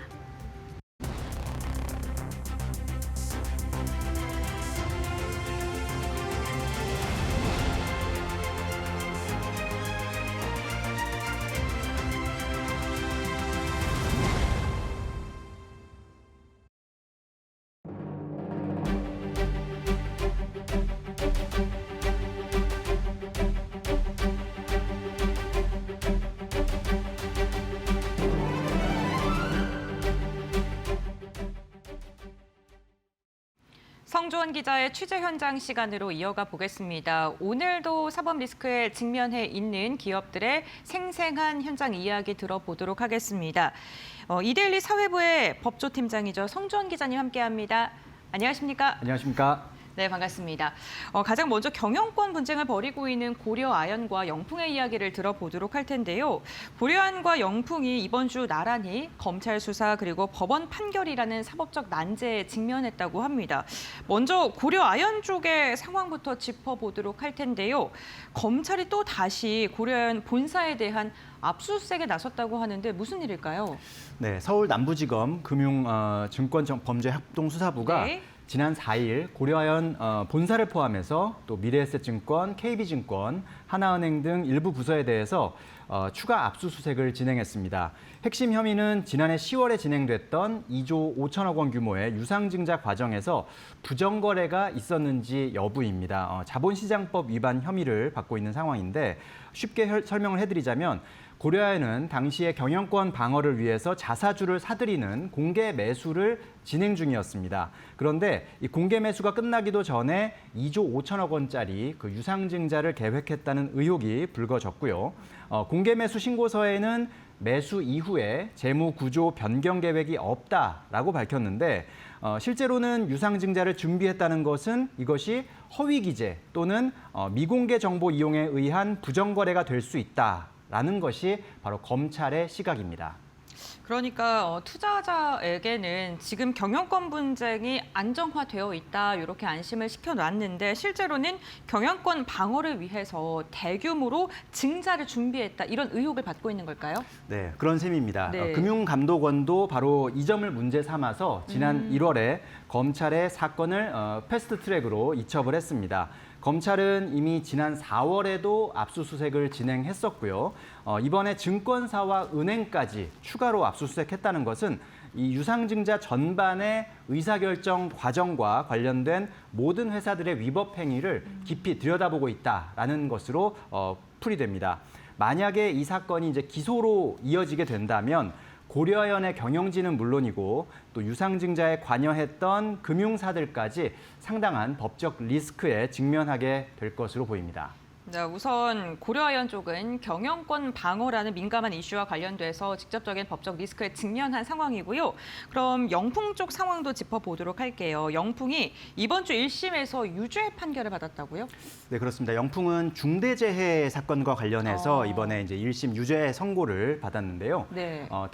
대구지법 안동지원에서 나온 판결입니다. 지난해 12월에 이제 사고가 있었죠. 영풍 석포재련소에서 협력업체 근로자 1명이 맹독성 비속가스에 중독돼서 사망하고 또 3명이 다친 사고가 있었는데 이와 관련해서 박영민 전 영풍 대표 그리고 배상윤 전 석포재련 소장에게 징역 1년 6개월에 집행유예 3년이 선고됐습니다.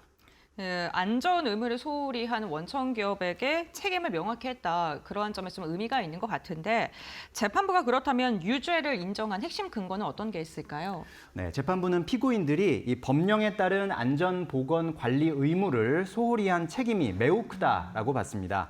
특히 위험성이 반복적으로 지적이 됐음에도 불구하고 유해물질 밀폐 설비, 또는 국소 배기장치 설치 같은 어떤 기본적인 안전 보건 조치를 제대로 하지 않았다라는 점을 질타하기도 했는데요. 이번 판결은 단순히 사고 책임을 묻는 것을 넘어서 이렇게 위험의 외주화를 해온 원청 경영 책임자에게도 유죄를 선고했다는 점에서 의미가 큽니다. 또 협력업체 직원 사고에도 이 원청 경영진에게 책임을 물어서 구속 기소된 사례 중 하나였고요. 법원이 그 책임을 공식 인정했습니다. 다만 이 지금 경영진들이 사고 이후에 100일이 넘게 이제 구금 생활을 해왔고 또 그 사고 이후에는 또 설비를 확충한다든지 재발 방지 노력을 하고 또 피해자들과 합의했던 점, 뭐 이런 점들을 재판부에서는 좀 참작을 해서 형을 좀 낮춰서 집행유예를 선고했습니다. 네, 고려아연 같은 경우에는 검찰의 수사 리스크에 직면해 있는 상황이고 영풍은 중대재해 1심 유죄라는 사법 리스크를 맞닥뜨린 현재 상황입니다. 그런데 이 두 회사가 경영권을 다투고 있는 소송전도 현재 좀 진행 중인 상황이잖아요. 신주 발행 무효 소송 항소심이 이번 주에 첫 변론을 연다고요? 네, 그렇습니다. 이게 바로 이제 고려아연 경영권 분쟁에 바로 이제 불씨를 당긴 핵심 사건이라고 말씀드릴 수가 있는데 영풍이 이제 고려아연을 상대로 제기한 현대차그룹 대상 신주 발행 무효 소송 항소심이 이번 주에 첫 변론을 열고 본격적으로 이제 시작을 했습니다. 앞서서 이제 이번 주에 시작한 게 이제 항소심이고 앞서서 있었던 1심에서는 영풍이 이긴 바 있는데요. 이 소송의 핵심 쟁점을 보면 바로 고려아연 정관에 있는 외국의 합작법인이라는 이 문구를 어떻게 해석하느냐 이것이 바로 이번 소송의 핵심 쟁점이라고 말씀드릴 수가 있습니다. 영풍 측 주장을 한번 살펴보면요. 이 정관의 외국의 합작법인이라는 이 말은 고려아연이 직접 투자해서 외국에 설립한 법인만을 뜻한다라는 것이 바로 영풍 측의 주장이었습니다. 따라서 현대차그룹의 해외 법인인 HMG 글로벌에 이 신주를 발행한 것은 정관을 위반한 것이기 때문에 이것은 무효다. 그러니까 왜냐하면 기존 주주의 지분을 희석시켜서 경영권 방어 목적으로 이루어진 것이기 때문에 이 신주 발행은 무효다라는 것이 바로 영풍 측의 주장이었고요. 1심 재판부가 바로 이 영풍의 주장을 받아들여서 1심에서 영풍의 손을 들어줬던 것입니다. 반면에 이제 그에 맞서는 고려아연 측의 주장을 좀 살펴보면 이 정관에 나와 있는 외국의 합작법인이라는 표현은 사업상 협력을 맺은 합작 파트너를 뜻한다라고 이제 주장을 하고 있고요. 따라서 이것은 이제 경영상 필요에 의한 정당한 행위였다라는 것이 바로 고려아연 측의 주장입니다. 또한 발행된 신주 자체가 뭐 전체 지분의 5% 남짓밖에 되지 않기 때문에 지분 희석 비율이 미미했다. 그리고 신주 발행 무효라는 엄격한 요건에도 해당하지 않는다라고 반박한 것이 바로 고려아연 측의 주장입니다. 그래서 이제 결국 중요한 것은 앞서선 고려아연 측에서는 이것이 경영상 필요에 의한 정당한 행위였다라고 주장하고 있기 때문에 재판부에서는 그렇다면 양측에다가 이 신주 배정과 관련해서 바로 이런 경영상의 필요성이 얼마나 됐는지 이런 것들을 양측이 PPT를 통해 구체적으로 정리를 해오라고 주문을 했고요. 네. 그것 이제 제출이 되고 나서 2차 변론이 내년 1월 14일에 진행될 예정입니다. 그러니까 직접 투자한 외국 법인이냐 아니면 합작 파트너를 뜻하냐 요거에 따라서 향배가 갈릴 것 같은데요. 지금 굉장히 팽팽한 공방을 이뤄내고 있는 상황인데 이 모든 법적 상황에서 또 이 두 회사의 경영권 분쟁에 어떠한 영향을 미칠까요? 네, 일단 이번 주 상황을 좀 종합해 보면 네. 고려아연은 공세, 그리고 영풍은 좀 수세적인 입장에서 네. 리스크를 안게 된 모양새다 이렇게 말씀드릴 수가 있겠습니다. 고려아연 같은 경우는 이제 3분기 역대 최대 분기 실적을 내고 또 배당도 늘리는 등 실질적인 기업 가치와 주주 환원 노력들을 또 보여주고 있는 그런 상황이기도 합니다. 하지만 앞서 말씀드렸던 것처럼 2차 압수수색으로 인해서 유상증자와 관련한 법적 리스크가 커지고 있는 상황이고요. 이 검찰 수사 결과에 따라서 만약에 이제 기소로 이어지게 된다면 경영진의 부담이 상당히 커질 수 있다라고 말씀드릴 수가 있겠고, 반면에 영풍 같은 경우는 앞서 말씀드린 것처럼 신주 발행 무효 소송 1심에서 승소를 하면서 일단은 이 경영권 방어 명분을 얻었지만 반면에 이제 최근에 이번 주에 그 석포재련소 중대재해 사건 1심 유죄 판결이 일어나면서 이제 사회적으로 봤을 때 기업의 사회적 책임 또는 안전관리 의무 이행 이런 부분에서는 좀 크게 타격을 입은 그런 모습입니다. 결국 고려아연 경영권 분쟁의 종착지는 방금 말씀드린 신주 발행 무효 소송 바로 이것이 어떻게 이제 결론이 나느냐, 법원이 어떻게 이것을 판단하느냐에 달렸다고 말씀을 드릴 수가 있겠는데 일단은 1심에서는 영풍이 이겼고요. 만약에 항소심에서 이 정관 해석을 두고 서로 싸우고 있으니까 이것을 두고 만약에 이제 이것이 1심 판결이 뒤집힐지 여부가 가장 큰 키포인트라고 볼 수가 있겠고, 만약에 1심 판결대로 영풍이 이기는 그 영풍 승소한 1심 판결대로 그대로 이제 2심과 혹은 3심까지 갔을 때 그것이 그대로 확정돼서 신주 발행이 무효가 된다면 영풍 측의 경영권 확보에 상당히 유리하게 작용할 수 있겠습니다. 그리고 또 고려아연 같은 경우는 유상증자 관련 검찰 수사가 기소로 이어지게 된다면 고려아연 측에는 상당한 악재가 될 수 있는데요. 결국 두 회사의 법적 공방과 수사 결과가 경영권 분쟁의 승패를 가를 아주 결정적인 변수가 될 전망입니다. 알겠습니다. 우선 법원의 항소심 결과가 어떻게 나오는지에 따라서 경영권의 방향성이 결정될 것 같습니다. 관련돼서 소식이 또 나오게 된다면 저희가 이어서 전달을 해드리도록 하겠습니다. 다음으로는요, 국내 주요 플랫폼 기업들의 법적 리스크를 한번 짚어보도록 할 텐데요. 지난달 대법원에 네이버 쇼핑과 관련된 파기환송 판결이 있었습니다. 이 판결이 현재 진행 중인 쿠팡이라던가 카카오 모빌리티 그리고 배달의 민족 사건에까지 영향을 미칠 것이라는 관측이 나오고 있는데요. 이 판결이 큰 파장을 낳고 있는 이유가 무엇이고 또 플랫폼 기업들에게 어떠한 영향을 실제로 미칠지 생각하시는지 기자님 한번 이 의견 들어보겠습니다. 네, 이 판결이 이제 큰 파장을 낳고 네. 있는 이유는 온라인 플랫폼 규제의 방향 자체를 다시 좀 바꿀 수 있는 그런 가능성이 높다. 이런 관측이 나오기 때문입니다. 이번 판결의 핵심을 살펴보면 이 네이버의 자사 우대 행위를 경쟁 제한적인 관점에서 바라볼 때 대법원은 매우 엄격한 증명을 요구했다는 점, 이런 점이 상당히 지금 주목되는 점인데요. 만약에 대법원의 이 원칙이 그대로 계속 적용된다면 현재 소송 중인 사건들에서는 기업들에게 조금 유리하게 적용될 전망입니다. 첫 번째는 이제 쿠팡 사건을 말씀드릴 수가 있겠는데, 쿠팡 같은 경우 검색 순위 알고리즘 조작 혐의로 1,600억 원대의 과징금을 부과받았다는 소식도 저희가 이 코너를 통해서 앞서서 전해드린 바가 있는데 현재 2심을 진행 중입니다. 네이버 사건과 마찬가지로 자사 우대를 위해서 알고리즘을 조작했다라는 혐의를 받고 있는 것인데, 대법원이 네이버의 이런 알고리즘 조정을 정상적인 영업 활동으로 본 이상 쿠팡의 순위 알고리즘에 대한 규제 가능성도 낮아진 것이 아니냐라는 분석이 좀 지배적으로 나오고 있습니다. 두 번째는 또 카카오 모빌리티의 콜 몰아주기 사건을 또 생각해 볼 수가 있는데요. 이 사건은 271억 원의 과징금 부과와 관련해서 현재 대법원의 판단을 기다리고 있는 상황입니다. 카카오 모빌리티가 가맹 택시의 일반 호출까지 특혜 배차한 행위가 차별적 취급에 해당하느냐, 바로 이 점이 이제 쟁점인데, 네이버 판결에서 이 차별적 취급에 대한 부당성 판단을 엄격하게 요구를 했기 때문에 이것을 만약에 이 카카오 모빌리티 사건에도 적용을 해본다면 카카오 모빌리티 측에 유리하게 작용할 수 있겠다라는 분석이 나오고 있습니다. 네, 결국에는 이 대법원이 자사 우대에 대한 규제 기준을 높인 거고요. 그로 인해서 플랫폼 기업들의 법적 리스크가 다소 완화되게 되는 건데 그렇다면 대법원이 어떠한 이유로 기존의 266억 원의 과징금 처분이 부당하다고 봤는지 사실 네이버의 판결로 인해서 다른 곳의 판결도 영향을 미치고 있는 만큼 좀 엄격하게 봤을 것 같은데요. 왜 그런 걸까요? 네, 대법원은 일단 그 전에 공정위에 손을 들어줬던 네. 이 원심, 하급심의 판단을 파기환송하면서 크게 세 가지 이유를 좀 들었습니다. 첫 번째는 알고리즘 조정 자체가 정상적인 영업 활동이다라는 점입니다.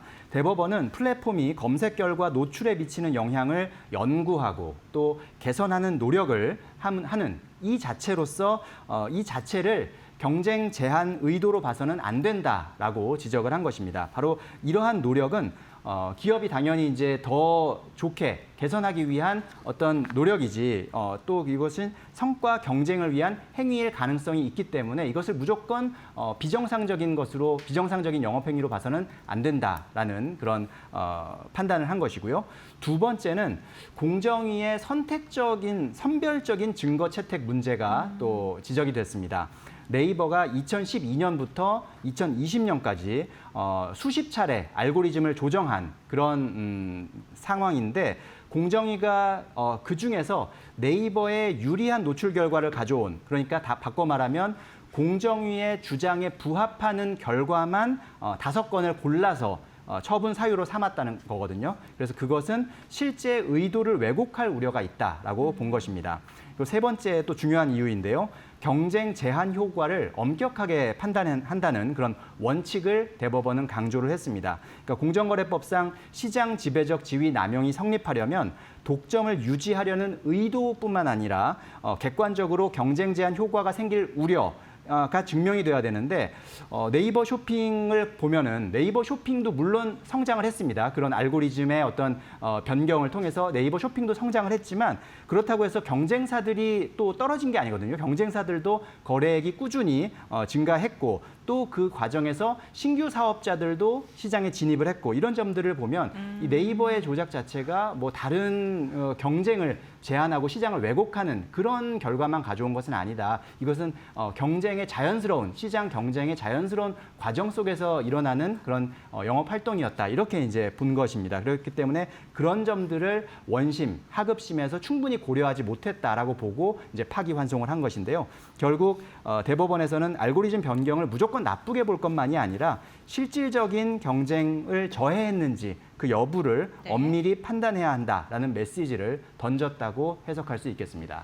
네, 알겠습니다. 오늘 성주원 기자와 함께 고려아연 영풍에 대한 이야기 그리고 네이버에 대한 이야기를 들어봤습니다. 오늘 말씀 여기까지 듣도록 하겠습니다. 고맙습니다. 고맙습니다.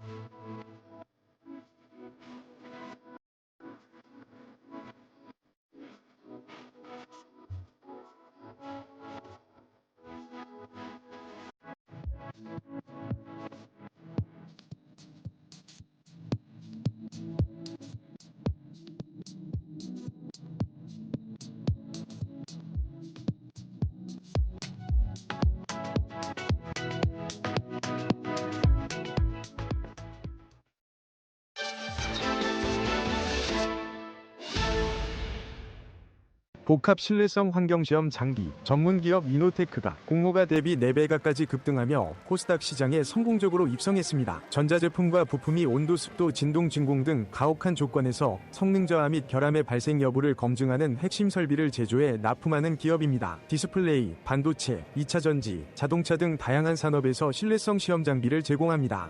이번 상장은 이노테크가 복합 신뢰성 시험 장비의 글로벌 기업으로 성장하는 전환점이자 출발점입니다. 코스닥 상장에 만족하지 않고 글로벌 기업으로 성장하는 새로운 시작으로 더욱 열심히 전진하며 절대적인 경쟁력을 갖추는 계기로 삼겠습니다. 뿐만 아니라 복합 신뢰성 장비의 선진화, 글로벌화를 통해 국내 글로벌 기업들이 신속한 제품 개발 및 사용자 안정성을 확보해 세계적인 경쟁력을 유지하고 확보해 글로벌 마켓을 늘리는 데 노력하고 이를 통해 중소기업을 더욱 발전하는 국가적인 모범 사례를 만들어 지속 성장의 기반을 다지도록 하겠으며 더불어 성장하는 큰 가치를 창출하는 지속 가능 기업으로 발전하겠습니다.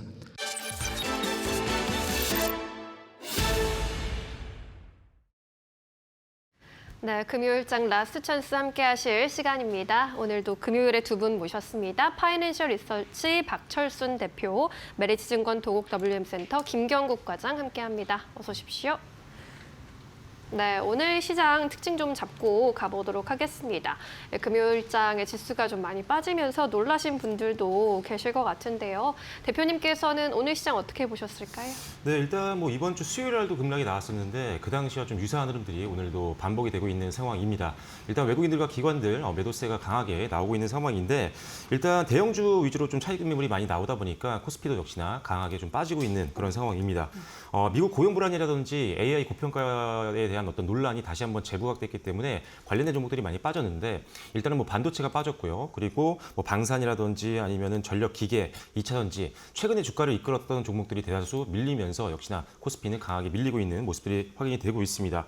다만 그래도 긍정적인 부분들은요. 일단 기본적으로 오늘 조선주 같은 경우도 원래 빠지다가 다시 한번 반등이 나오고 있는 상황인데 일단 삼성중공업이 원유 운반성 관련해서 두 척 수주 소식이 나왔습니다. 아무래도 이 주도 섹터 같은 경우는 대부분 다 수출을 굉장히 많이 하고 있고 수주 기대감이 높은 섹터들이기 때문에 역시나 이 조선처럼 다른 반도체 또는 뭐 전력 기기라든지 이런 기업들도 수주 소식이 들리면 다시 한번 투심이 강화되면서 수급 유입과 더불어서 반등이 또 나올 수 있기 때문에 기존에 있었던 이런 수주 기반의 주도주 같은 경우는 빠질 때 천천히 분할 매수로 담는 전략은 계속적으로 유효할 것이다라고 말씀을 드리도록 하겠고요. 네. 그리고 특별히 또 오늘 같은 경우 이제 원달러 환율이 좀 높다 보니까 수출주들 그동안 좀 소외됐던 수출주들이 좀 반등이 나오고 있습니다. 예를 들어서 뭐 엔터주라든지 아니면 화장품 이런 관련된 종목들이 좀 움직이고 있는 상황이고 아무래도 이런 소비주 같은 경우가 방어적인 성격도 있다 보니까 증시가 흔들릴 때는 좀 더 우리가 매수하기 좀 좋은 종목이 될 수 있다라고 보시면 될 것 같고요.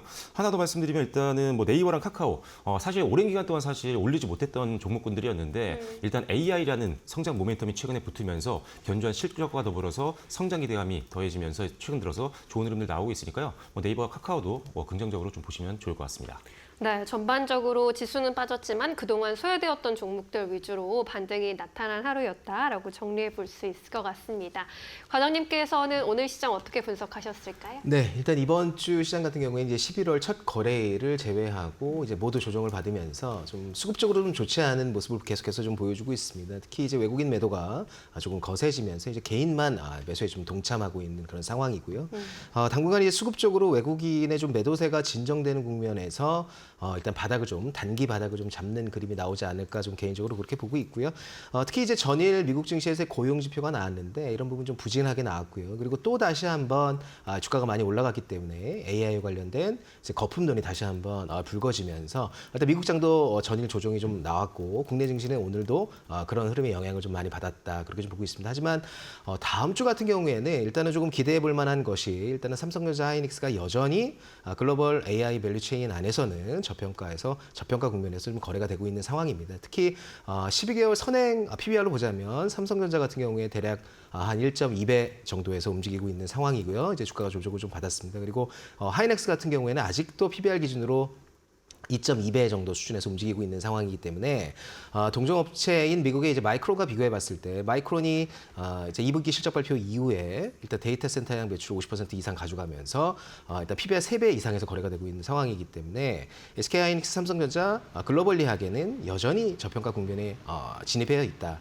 그렇기 때문에 이번 조정이 좀 마무리되는 시점에서 롱텀하게 보자면 현재 가격에서 조정이 나올 때마다 분할 매수 전략으로 접근하는 것이 유효하지 않을까 그렇게 좀 보고 있고요. 네. 당분간 급격하게 반등이 나오는 국면은 좀 어렵다고 보더라도 일단은 기간 조정, 가격 조정의 여력이 그렇게 크진 않다. 그렇게 좀 보고 있습니다. 그리고 마지막으로 이제 탑2의 조정, 가격 조정이 일단 마무리되는 시점이 나온다면 사실 시장이 좀 안정화되는 측면에서 3분기 실적 시즌이 이제 다음 주면은 이제 종료가 되는데 이런 변동성이 다음 주가 지나고 나면 조금은 완화될 가능성이 있다. 특히 이제 3분기 부진한 실적을 좀 시현했던 화장품 섹터 같은 경우에는 때문에 이제 속속 이제 실적 발표를 하고 있는데 특히 화장품 섹터 같은 경우에는 4분기가 최대 성수기에 진입을 하게 됩니다. 그래서 일단 APR 같은 종목들 사상 분기 최대 실적이 나옴에도 불구하고 어제 급락하는 모습 보여줬고요. 그리고 이제 달바글로벌 같은 회사들도 일단 컨센에 한참 못 미치는 실적이 3분기에 예상을 했었는데 더 나쁜 실적으로 이제 급락하는 모습이 나왔거든요. 그러면 일단 4분기에 대한 일단 기대도 지금 현재 주가 수준에서 많이 없어진 상황에서 다시 한번 화장품 관련주 일단 4분기를 기대하는 그런 모멘텀으로 저가 매수가 가능한 국면에 진입해 있다 그렇게 보고 있고 특히 이제 기존 주도 섹터였던 이제 조방원이 이제 하이닉스 삼성전자의 하락에도 동반해서 다 같이 조정을 이번 주 많이 받았거든요. 네. 그래서 특히 오늘 장 후반 들어서 하나오션 같은 종목들이 급하게 치고 올라오면서 일단 조선 쪽에 대장주가 하나오션이었기 때문에 다시 한번 다음 주 일단 조방원에 대한 기존의 이제 주도 섹터에 대한 흐름이 일단은 거의 바닥권에 진입한 것이 아닌가 이런 심리가 다음 주에 형성되면서 일단 좀 반등이 나오는 다음 주가 되지 않을까 그렇게 바라보고 있습니다. 네, 다음 주에는 좀 꺼진 종목들 위주로 다시 올라오는 흐름을 기대해 보도록 하겠습니다. 코스피 지수는 조정을 좀 받은 채로 마감할 것으로 보이는데요. 1.7%, 8%대 약세 마감 예상되고 있습니다. 3,953포인트에서 마감 준비하고 있습니다. 코스닥의 경우도 2% 이상 밀리는 모습 유지하고 있네요. 876포인트 마감 기다리고 있고요. 코스피 200도 1.8%대 약세 마감 예상되고 있습니다. 오늘 유가증권 시장에서는 외국인과 기관의 쌍끌이 매도가 확인되고 있는 상황입니다. 반면 개인이 나홀로 사자세로 6천억 원 이상 물량을 담아갔습니다. 코스닥 쪽에서는 외국인이 방향성을 탐색하는 가운데 기관이 매도세를 보이면서 지수 끌어내렸고요. 개인이 또 물량 담으면서 1,000억 원 가까이 물량을 사들였습니다. 삼성전자, SK하이닉스 조정을 좀 받은 가운데 1%대 약세 마감 예상되고 있는 상황입니다. 이 밖에 LG 에너지솔루션 비롯해서 2차 전지 그리고 로봇주 같은 종목들 급등했던 섹터 위주로 하락세가 좀 나타난 하루였고요. 이 밖에도 현대차, 두산에너빌리티, 한화에어로스페이스 등 대형주들 일제히 하락 마감 예상됩니다. 우리 시장 마감합니다.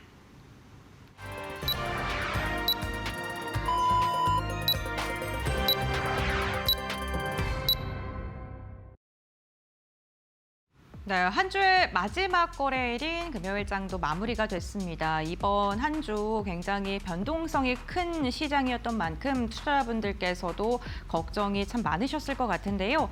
그래도 오늘 장중에 양시장 3% 넘는 급락세가 나타났었는데 오후장 들어서 그 낙폭을 만회해 주려는 움직임이 포착이 됐습니다. 그렇다면 트레이딩 뷰를 통해서 조금 더 자세한 종목별 흐름 함께 살펴보겠습니다. 이번에도 미국에서 AI 거품론이 또 다시 고개를 들면서 반도체 기업들의 움직임이 그다지 좋지는 않았습니다. 오늘도 삼성전자와 SK하이닉스가 1% 이상씩 빠지면서 종가를 체결했는데요. 다만 최근에 외국인이 SK하이닉스를 향해서는 매도를 선택하지만 SK스퀘어는 꾸준하게 담아내고 있습니다. 오늘도 SK스퀘어가 3%가량의 상승력을 그리는 데 성공을 했습니다. 실적이 잘 나왔는데 앞으로의 모멘텀이 부족하다라는 분석이 나오면서 오늘 LRG 넥스원이 급락세를 보였죠. 종가에도 무려 16%가량의 하락을 보이면서 마무리가 됐고요. 전반적인 방산주들의 움직임은 부진했습니다. 2차 전지도 밀리는 모습이었고요. 완성차 기업들도 오늘 1% 이상의 하락세가 나타났습니다. 다만 10월에 선박 발주량이 급감했다는 소식에 조선주들이 오전장에는 안 좋았는데요. 하나오션이 고개를 들어주는 모습이 나타났다는 건 긍정적이고요. 어제 시장을 버텨줬던 금융 지주사들도 전반적으로 조정을 받았습니다. 다만 좋은 실적을 발표한 카카오는요, 오늘 3% 넘는 상승세가 나타났고요. 반면 네이버는 1% 이상의 하락세가 나오면서 인터넷 대표주들 사이에서도 희비가 엇갈렸던 하루였습니다. 전반적으로 종목의 분위기는요, 하락한 종목이 현저하게 많았던 하루였습니다. 다음으로는 코스닥 함께 살펴보도록 하겠습니다. 오늘 코스닥에서도요, 거의 대부분의 종목들, 상위 종목들이 파랗게 질린 채 마감을 했습니다. 빨간색으로 지금 마감한 종목들이 하락 마감한 종목들인데 알테오젠이 3% 넘게 빠지면서 어제의 상승무들 모두 다 반납했고요. 다만 오늘 펩트론이 13% 두 자릿대 강세 움직임이 나오면서 그래도 비만 치료제 관련 기업 일부 종목으로는 수급이 좀 쏠렸습니다. HLB 그리고 리가켄 바이오, ABL 바이오 전반적으로 오늘 2에서 5%가량의 하락 하락세, 2차 전지로 전반적으로 약했습니다. 에코프로가 6%, 에코프로 BM이 4%.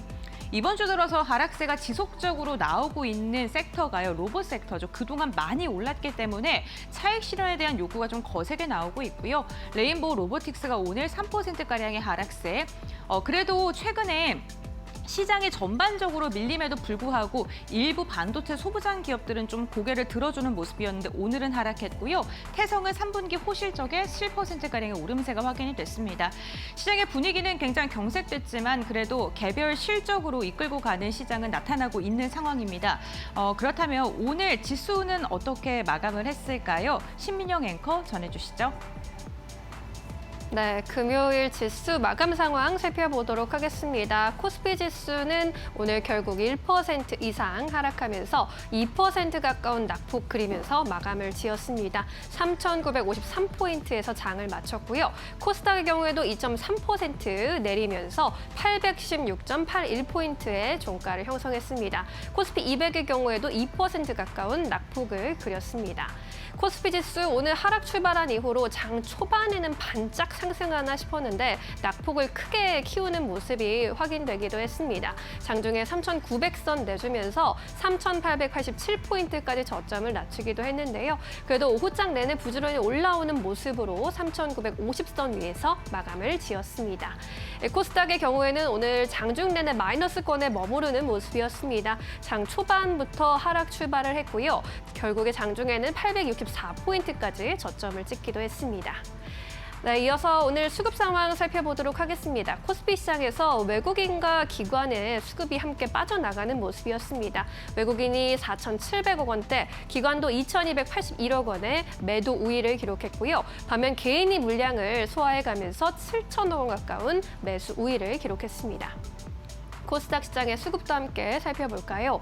오늘 기관이 600억 이상 덜어내는 모습, 지수의 하락을 좀 주도하는 모습이었고요. 외국인이 아주 소폭의 매도 우위, 그 물량 개인이 소화하면서 950억 원의 사자세 확인이 되고 있습니다. 네, 이렇게 오늘 주요 수급 나타난 가운데 어떤 종목들로 수급이 집중됐는지 살펴보겠습니다. 오늘도 코스피 외국인 순매수 상위 종목 1위는 삼성전자가 올라왔고요. 두산에너빌리티 같은 대장주들이 차지했습니다. 그리고 화장품주들의 흐름 돋보였죠. APR과 아모레퍼시픽 외국인의 선택을 받았고요. 효성중공업 역시 주가는 약세였지만 외국인의 순매수세 이어졌습니다. 증권가에서는 이제 목표 주가 300만 원까지 바라보고 있는 상황입니다. 코스닥단에서는 레인보우 로보틱스가 상위 종목에 올라왔고 에이빌 바이오, 프로티나 같은 제약 바이오주, 그리고 에코프로 등의 2차 전지, 그리고 YG 엔터테인먼트 외국인의 순매수세 이어졌습니다. YG 엔터 같은 경우에는 오늘도 주가 약세 흐름을 이어갔지만 외국인의 순매수 흐름 확인이 됐고요. 프로티나 살펴보도록 하겠습니다. 네, 프로티나는 오늘 제약 바이오주 안에서 상장한 지 한 3개월 정도 된 기업인데 그동안 공모가 대비 주가가 5배 이상 뛰어 올랐습니다. 오늘도 2%대 오름세 그리면서 장중에 7만 원 선 위까지 뛰어 오르기도 했습니다. 이어서 기관의 수급이 집중된 종목들 살펴보도록 하겠습니다. 최근에 카카오에 대한 기관의 순매수세 이어지고 있는 가운데 오늘 또 호실적을 공개했습니다. 3분기 기준으로 가장 높은 영업이익 그리고 매출을 증가했다는 소식 전해졌고요. 하나금융지주와 KB금융, 신한지주, 금융주로도 기관의 순매수세 이어졌습니다. 이 밖에 올릭스, D&D파마텍, G2G 바이오 같은 제약 바이오단에서 기관의 선택을 받았고요. 에코프로비엠 그리고 코스메카 코리아도 기관의 선택을 받았습니다. 코스메카 코리아 같은 경우에는 또 오늘 영업이익이 2개 분기 연속 어닝 서프라이즈 기록했다는 소식 전해주기도 했습니다. 오늘 아모레퍼시픽은 외국인과 기관의 순매수 탑5 종목에 함께 이름을 올렸습니다. 장중에 13만 원 선 위까지 또 터치하는 모습이었고요. 아모레퍼시픽도 역시나 어닝 서프라이즈를 기록했고 영업이익이 전분기 대비 40% 이상 증가했다라는 소식. 이번에는 실적으로 이제 화장품 기업들의 저력을 보여주고 있다라는 증권가들의 평가가 나타나고 있는 상황입니다. 다음 주 흐름도 주목해 보시면 좋을 것 같고요. 오늘 아모레퍼시픽은 126,500원 선에서 마감을 지었습니다. 네, 이렇게 오늘의 주요 종목들의 흐름 짚어보셨고요. 이번에는 오늘 시장의 3가지 포인트 고은별 앵커와 함께 체크해 보시죠. 네, 오늘 시장 파이널 포인트 3가지 알아보도록 하겠습니다. 먼저 첫 번째 포인트는요. 미국 증시의 급락입니다. 지난달만 하더라도 시장이요. 악재도 호재로 해석을 하고 호재에는 환호를 했던 분위기였는데 이번 달 들어서 분위기가 완전히 변경이 됐습니다. 미국 증시가 크게 흔들렸는데요. 우선 고용 둔화가 확인됐다는 점입니다. 10월에 일자리가 무려 15만 개가 감소하면서 이로 인해서 소비가 줄어들 것이라는 우려가 나오고 있고요.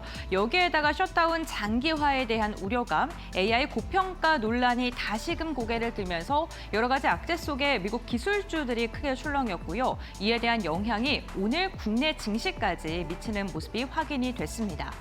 두 번째도 한번 확인해 보겠습니다. 우리 시장이 이렇게 급격하게 흔들리는 이유는요. 원달러 환율의 급등도 있을 듯합니다. 환율이 1,450원을 돌파하는 모습이 나타나고 있는데요. 주요 통화국과 비교하더라도 원화의 약세가 굉장히 두드러진 모습이 나타나고 있고요.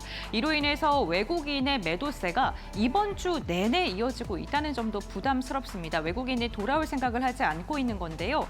다만 긍정적이라고 해야 될까요? 금요일장에 오늘장의 외국인의 매도의 물량이 그래도 조금은 줄어들었다는 겁니다. 환율이 이렇게 고공행진하자 수출주들에게는 단기 호재다라는 분석도 나오곤 있습니다만 시장 전체의 분위기는 경색되고 있다는 점 참고해 보시면 좋을 것 같습니다. 전체적인 분위기는 좋지 않지만요. 그래도 실적에 따라서 웃는 기업들이 있습니다. 호실적을 발표한 카카오 오늘도 시장의 분위기가 안 좋았지만 3%가량 상승하면서 마감했고요. 대표적으로 화장품 기업들이 힘을 내주고 있는 상황입니다. 코스메카 코리아와 잉글우드랩, 아모레퍼시픽이 시장 기대치를 웃도는 실적을 발표했고요. 이에 따라서 주가도 긍정적인 방향성을 보여줬습니다. 하지만 실적이 부진했던 YG 엔터테인먼트나 하나엔진 같은 경우에는 오늘 좀 부진한 움직임이 나타났고요. YG 엔터테인먼트 같은 경우에는 실적은 괜찮았는데 기대치가 너무 높았던 나머지 기대치를 하회했다라는 그러한 소식이 전해지면서 주가 역시나 오늘은 좀 흘러내리는 모습이 나타났습니다. 모멘텀과 이벤트가 부재한 상황 속에서 실적에 따라서 개별 이슈로 시장이 움직이는 그러한 장이 펼쳐지고 있는데요. 이번 주 힘들었던 만큼 다음 주는 또 어떻게 흘러갈지 전략을 좀 꼼꼼하게 세워야 될 것 같습니다. 다음 주 전략 지금 바로 알아보시죠. 네, 마감 브리핑까지 듣고 오셨습니다. 이번 주도 정말 고생 많으셨습니다. 다음 주에 시장 포인트 어떻게 잡아야 할지 들어보도록 하겠습니다. 대표님께서는 이제 다음 주 전략 어떻게 세우고 계세요? 다음 주뿐만 아니라 일단 하반기 때는 제약바이오 섹터를 좀 더 집중해 볼 필요가 있겠다라고 말씀을 드리고 싶은데요. 일단은 뭐 이제 미국이 금리 인하를 했기 때문에 금리 인하의 최대 수혜 섹터 중에 하나인 제약바이오 쪽에 대한 관심도가 높아지고 있는 상황이다라고 보시면 될 것 같고요. 그리고 관세에 대한 우려감이 좀 있었는데 다행히도 의약품 같은 경우는 최혜국 대우를 해주겠다라고 미국에서 언급을 해줬고 그다음에 제네릭, 복제약 같은 경우는 일단은 관세를 받지 않습니다. 무관세로 결정이 났기 때문에 그동안 좀 억눌렀던 관세에 대한 리스크는 해소가 된 상황이다라고 보시면 될 것 같고요. 그리고 이번 주부터 시작해서 내년 초까지 주요 학회들이 굉장히 많습니다. 특히나 이번 주 학회가 굉장히 많았었는데 일단 11월 3일 같은 경우 월드 ADC가 있었고요. 그리고 바이오 유럽이 있었고요. 11월 4일 날은 세계 비만 학회, 그리고 5일 날 같은 경우는 미국 면역 항암 학회가 있었습니다. 그래서 관련해서 이제 참여 기업들이 사실 이번 주에 주가가 많이 출렁했음에도 불구하고 급등이 나왔었거든요. 뭐 D&D 파마텍이라든지 ABL 바이오라든지 관련주들 상당히 증시에도 영향을 받지 않고 굉장히 잘 가고 있고 특히나 지금 상승 모멘텀이라든지 이벤트가 없다라고 방금 전에도 언급을 아나운서님이 해주셨는데 이쪽은 아닙니다. 아까 말씀드린 것처럼 계속적으로 지금 이벤트가 많고 내년 초까지 JP모건 헬스케어까지 상당히 많은 이벤트들이 있기 때문에 관련된 종목들을 보시면 좋을 것 같습니다. 그래서 지금 상황에서는 일단 이번 주 일정들은 끝났지만 다음 달에 또 한번 애쉬라고 해서 이제 미국 혈액학회가 남아 있습니다. 여기에 참여하는 기업들이 이제 GC셀이라든지 네오 이뮨텍 그리고 노보메디슨 그다음에 오름 테라피틱스 이런 기업들이 있으니까요. 미리미리 지지선 확인하면서 반등 보면서 이벤트 드리븐 전략으로 한번 매수를 일부 해보시는 것도 고려해 보시면 좋을 것 같습니다. 네, 제약바이오 쪽의 이벤트 주목해 보시면서 전략 잘 세워보시자라고 또 이야기해 주셨습니다. 과장님께서는 어떤 모멘텀 집중해 보고 계십니까? 네, 일단 이번 주와 마찬가지로 이제 다음 주도 이제 대형주들의 당분간 이제 가격 조정이나 기술적인 조정들이 조금은 더 이어질 가능성이 있다 그렇게 보고 있고요. 그래서 이제 외국인이 적극적으로 이제 매수 구간에 들어오지 않는다면 대형주가 좀 힘들어진다 이렇게 좀 본다면 사실 코스닥이 사실 코스피와 함께 수익률 괴리가 굉장히 좀 많이 벌어져 있는 상황이기 때문에 코스닥에 있는 대형 바이오텍 같은 경우에 수급적인 주인공이 될 가능성이 있고요. 특히 이제 알테오젠 같은 경우에는 지난주 이제 흐름이 좋았고 오늘 이제 이번 주 이제 조정을 좀 받긴 했지만 일단 코스피 이정 산장에 대한 이슈가 어느 정도 확정된 부분이 있습니다. 그래서 이런 수급적인 이득을 얻을 수 있는 부분에 대한 반영이 지금 구간에서 이루어질 가능성이 있다. 그렇게 좀 보고 있고요. 아까 말씀드린 대로 대표님과 의견이 좀 비슷한 부분은 일단은 금리 인하 구간 그리고 의료품 관세에 대한 이슈가 어느 정도 마무리가 된 국면에서 사실은 제약바이오 섹터에 있는 종목들이 개별 재료를 가지고 움직일 가능성이 높다. 오늘도 이제 펩트론 같은 회사가 오후 들어서 이제 급반등하는 모습 보여줬는데 여전히 GLP-1 관련된 비만 치료제 섹터에 있는 종목들은 주가 흐름이 견조하다. 그렇게 좀 보시면 될 것 같고 D&D 파마텍 같은 경우에도 일단 메세라 관련된 이슈가 계속해서 있는 상황이기 때문에 시장의 주목을 받을 가능성이 있다. 그렇게 좀 보고 있습니다. 그래서 일단 대형 바이오텍 중에 플랫폼 3사, 알테오젠, 리가켄바이오, ABL 바이오 같은 종목들은 수급적으로 이득을 볼 가능성이 매우 높다. 그렇게 보고 있고요. 최근에 좀 주목을 받고 있는 종목들이 이제 의료 AI와 관련된 종목들이 좀 주목을 받고 있는데 시어스 테크놀로지 같은 경우에는 일단 다음 주 실적 발표를 앞두고 상당히 좀 좋은 모습을 계속 이어가고 있거든요. 그러니까 시장과 상관없이 올라가는 52주 신고가를 오늘 또 경신하는 그런 모습 보여줬는데 네. 사실 동사의 제품이 지난번에 제가 한번 소개시켜 드린 적이 있었는데 싱크라는 제품과 모비케어라는 제품 두 가지의 사업군으로 이루어져 있고요. 그리고 싱크라는 제품이 2분기 때 급속도로 실적이 좀 올라오면서 시장에 반응을 얻고 있습니다. 그래서 지금 대웅제약이 얘기하고 있는 것이 이제 싱크의 내년도 병상수를 대략 한 3만 병상 정도 이야기하고 있기 때문에 당분간 시어스 테크놀로지 같은 경우에는 분기별 이익 성장치를 계속해서 반영하면서 좋은 그림을 이어갈 가능성이 높다. 그렇게 좀 보고 있고요. 네. 그리고 로킷 헬스케어 같은 종목들도 어제 이제 급락이 나와서 오늘 다시 반등이 나오고 있는데 의료 AI 쪽 관련된 이제 실적 발표 이후에 급락이 나왔는데 일단 4분기에도 다시 한번 이제 실적 모멘텀을 이어갈 수 있는 부분이 있기 때문에 틈새 시장을 노려서 바이오 섹터 안에서도 의료 AI와 관련된 그런 섹터들이 주목을 받을 가능성이 네. 지속적으로 있다. 그렇게 좀 말씀드리도록 하겠습니다. 네, 그동안 이제 제약바이오주 관련해서 많이 강조를 해주셨는데 다음 주에도 또 모여있는 모멘텀들을 잘 짚어보시기 바랍니다. 이제 다음 주 시장에서 주목해볼 만한 종목으로 넘어가 보도록 하겠습니다. 박 대표님께서도 저번 주에 이제 일동제약 짚어주신 거 비롯해서 종목들 잘 가고 있는데요. 오늘은 어떤 종목 알려주실까요? 네, 오늘 ABL 바이오 가지고 왔는데요. 지금 4주 연속 지금 제약 바이오를 가지고 오고 있습니다. 최근에 수입이 굉장히 좋고 지금 추천드린 종목들 대다수 빠른 시간 내에 목표가를 대부분 달성을 했는데 오늘 같은 경우 이제 ABL 바이오를 갖고 온 이유는요. 역시나 앞서서 말씀해 주셨지만 일단 플랫폼 3사 같은 경우는 이미 기술력이 엄청나게 확보가 되어 있는 상태이기 때문에 기술 수출을 이미 완료한 기업들이 대부분입니다. 그러다 보니까 실적도 잘 쌓이고 있는 상황이고요. 특히나 ABL 바이오 같은 경우는 이제 BBB 셔틀 플랫폼이죠. 그랩바디 B를 이제 개발한 회사라고 보시면 되는데 뇌혈관 장벽을 뚫고 약물을 넣을 수 있는 셔틀할 수 있는 그런 기술을 갖고 있는 회사가 바로 이 회사라고 보시면 됩니다. 이미 이 기술에 대해서는 전 세계 선도 기업이다 보니까 사노피라든지 아니면 GSK라든지 이런 기업들 쪽으로 기술 수출을 완료를 했고요. 무려 5조가 넘는 규모였습니다. 그만큼 실적에 대한 기대치가 굉장히 높은 기업이고 지금 다수의 기업들과 계속적으로 추가적인 기술 수출 얘기가 나오고 있기 때문에 언제든지 호재가 터질 수 있는 기업이다라고 보시면 될 것 같습니다. 그리고 그 이외에도 임상 결과들이 굉장히 많이 지금 산재해 있는 상황입니다. 일단 지금 올해 4분기 때 대장암과 담도암 관련된 임상 치료제가 일단 발표가 예정이 되어 있는 상황이고요. 그다음에 고형암과 혈관 관련된 치료제가 12월 달에 앞서 말씀드렸던 일정이죠. 미국 혈액학회에서 일단은 임상 결과가 발표가 될 예정이고요. 그다음에 위식도암 같은 경우도 치료제가 내년 1분기 때 공개가 예정이기 때문에 임상에 대한 어떤 결과 발표도 계속적으로 이어지고 있기 때문에 그때마다 긍정적인 결과가 나왔을 때 또 시세가 단기적으로 나올 수도 있다라는 점 기억을 해보시면 좋을 것 같습니다. 그래서 일단 최근 증시 흐름이 좀 안 좋은 상황인데도 불구하고 잘 버티고 있는 상황이거든요. 오늘도 개파락 출발했지만 양봉 만들면서 조금씩 회복 기세가 나오기 때문에 충분히 지금도 분할 매수 관점에서는 접근 가능하다라고 말씀드리겠습니다. 목표가는요 12만 원으로 제시를 해드리겠고요. 손절 라인은 8만 5천 원으로 전 저점을 말씀드리도록 하겠습니다. 네, ABL 바이오 짚어주셨습니다. 목표가 12만 원까지 바라보자라는 의견이었습니다.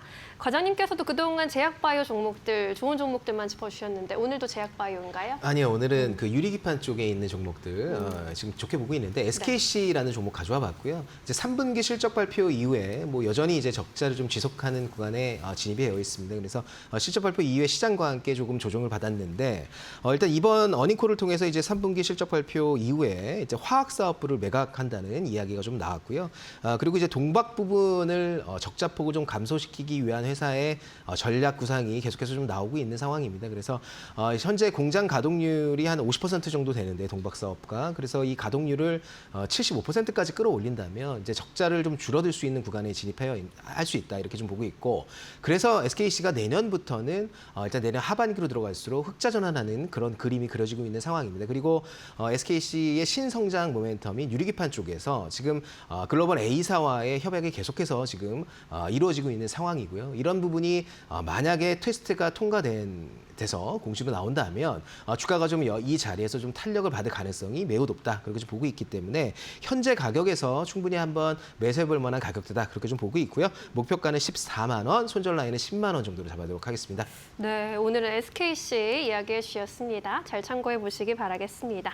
다음 주 시장 한마디 이제 여쭤보도록 하겠습니다. 대표님 어떤 의견 주시겠어요? 네, 일단은 증시 변동성이 완화가 되기 전까지 일단은 현금 비중은 어느 정도 확보해 놓으시는 게 좋을 것 같고요. 천천히 역시나 저도 주도 섹터들 천천히 조정을 이용해서 담아가시라라고 말씀드리도록 하겠습니다. 네, 현금 비중 중요하다. 과장님께서는요? 네, 저도 기술적인 추가 조정의 가능성이 있기 때문에 비중 조절에 유념하자 이렇게 좀 말씀드리도록 하겠습니다. 네, 두 분 의견 잘 취합해 보시길 바라겠습니다. 여기서 인사드릴게요. 고맙습니다.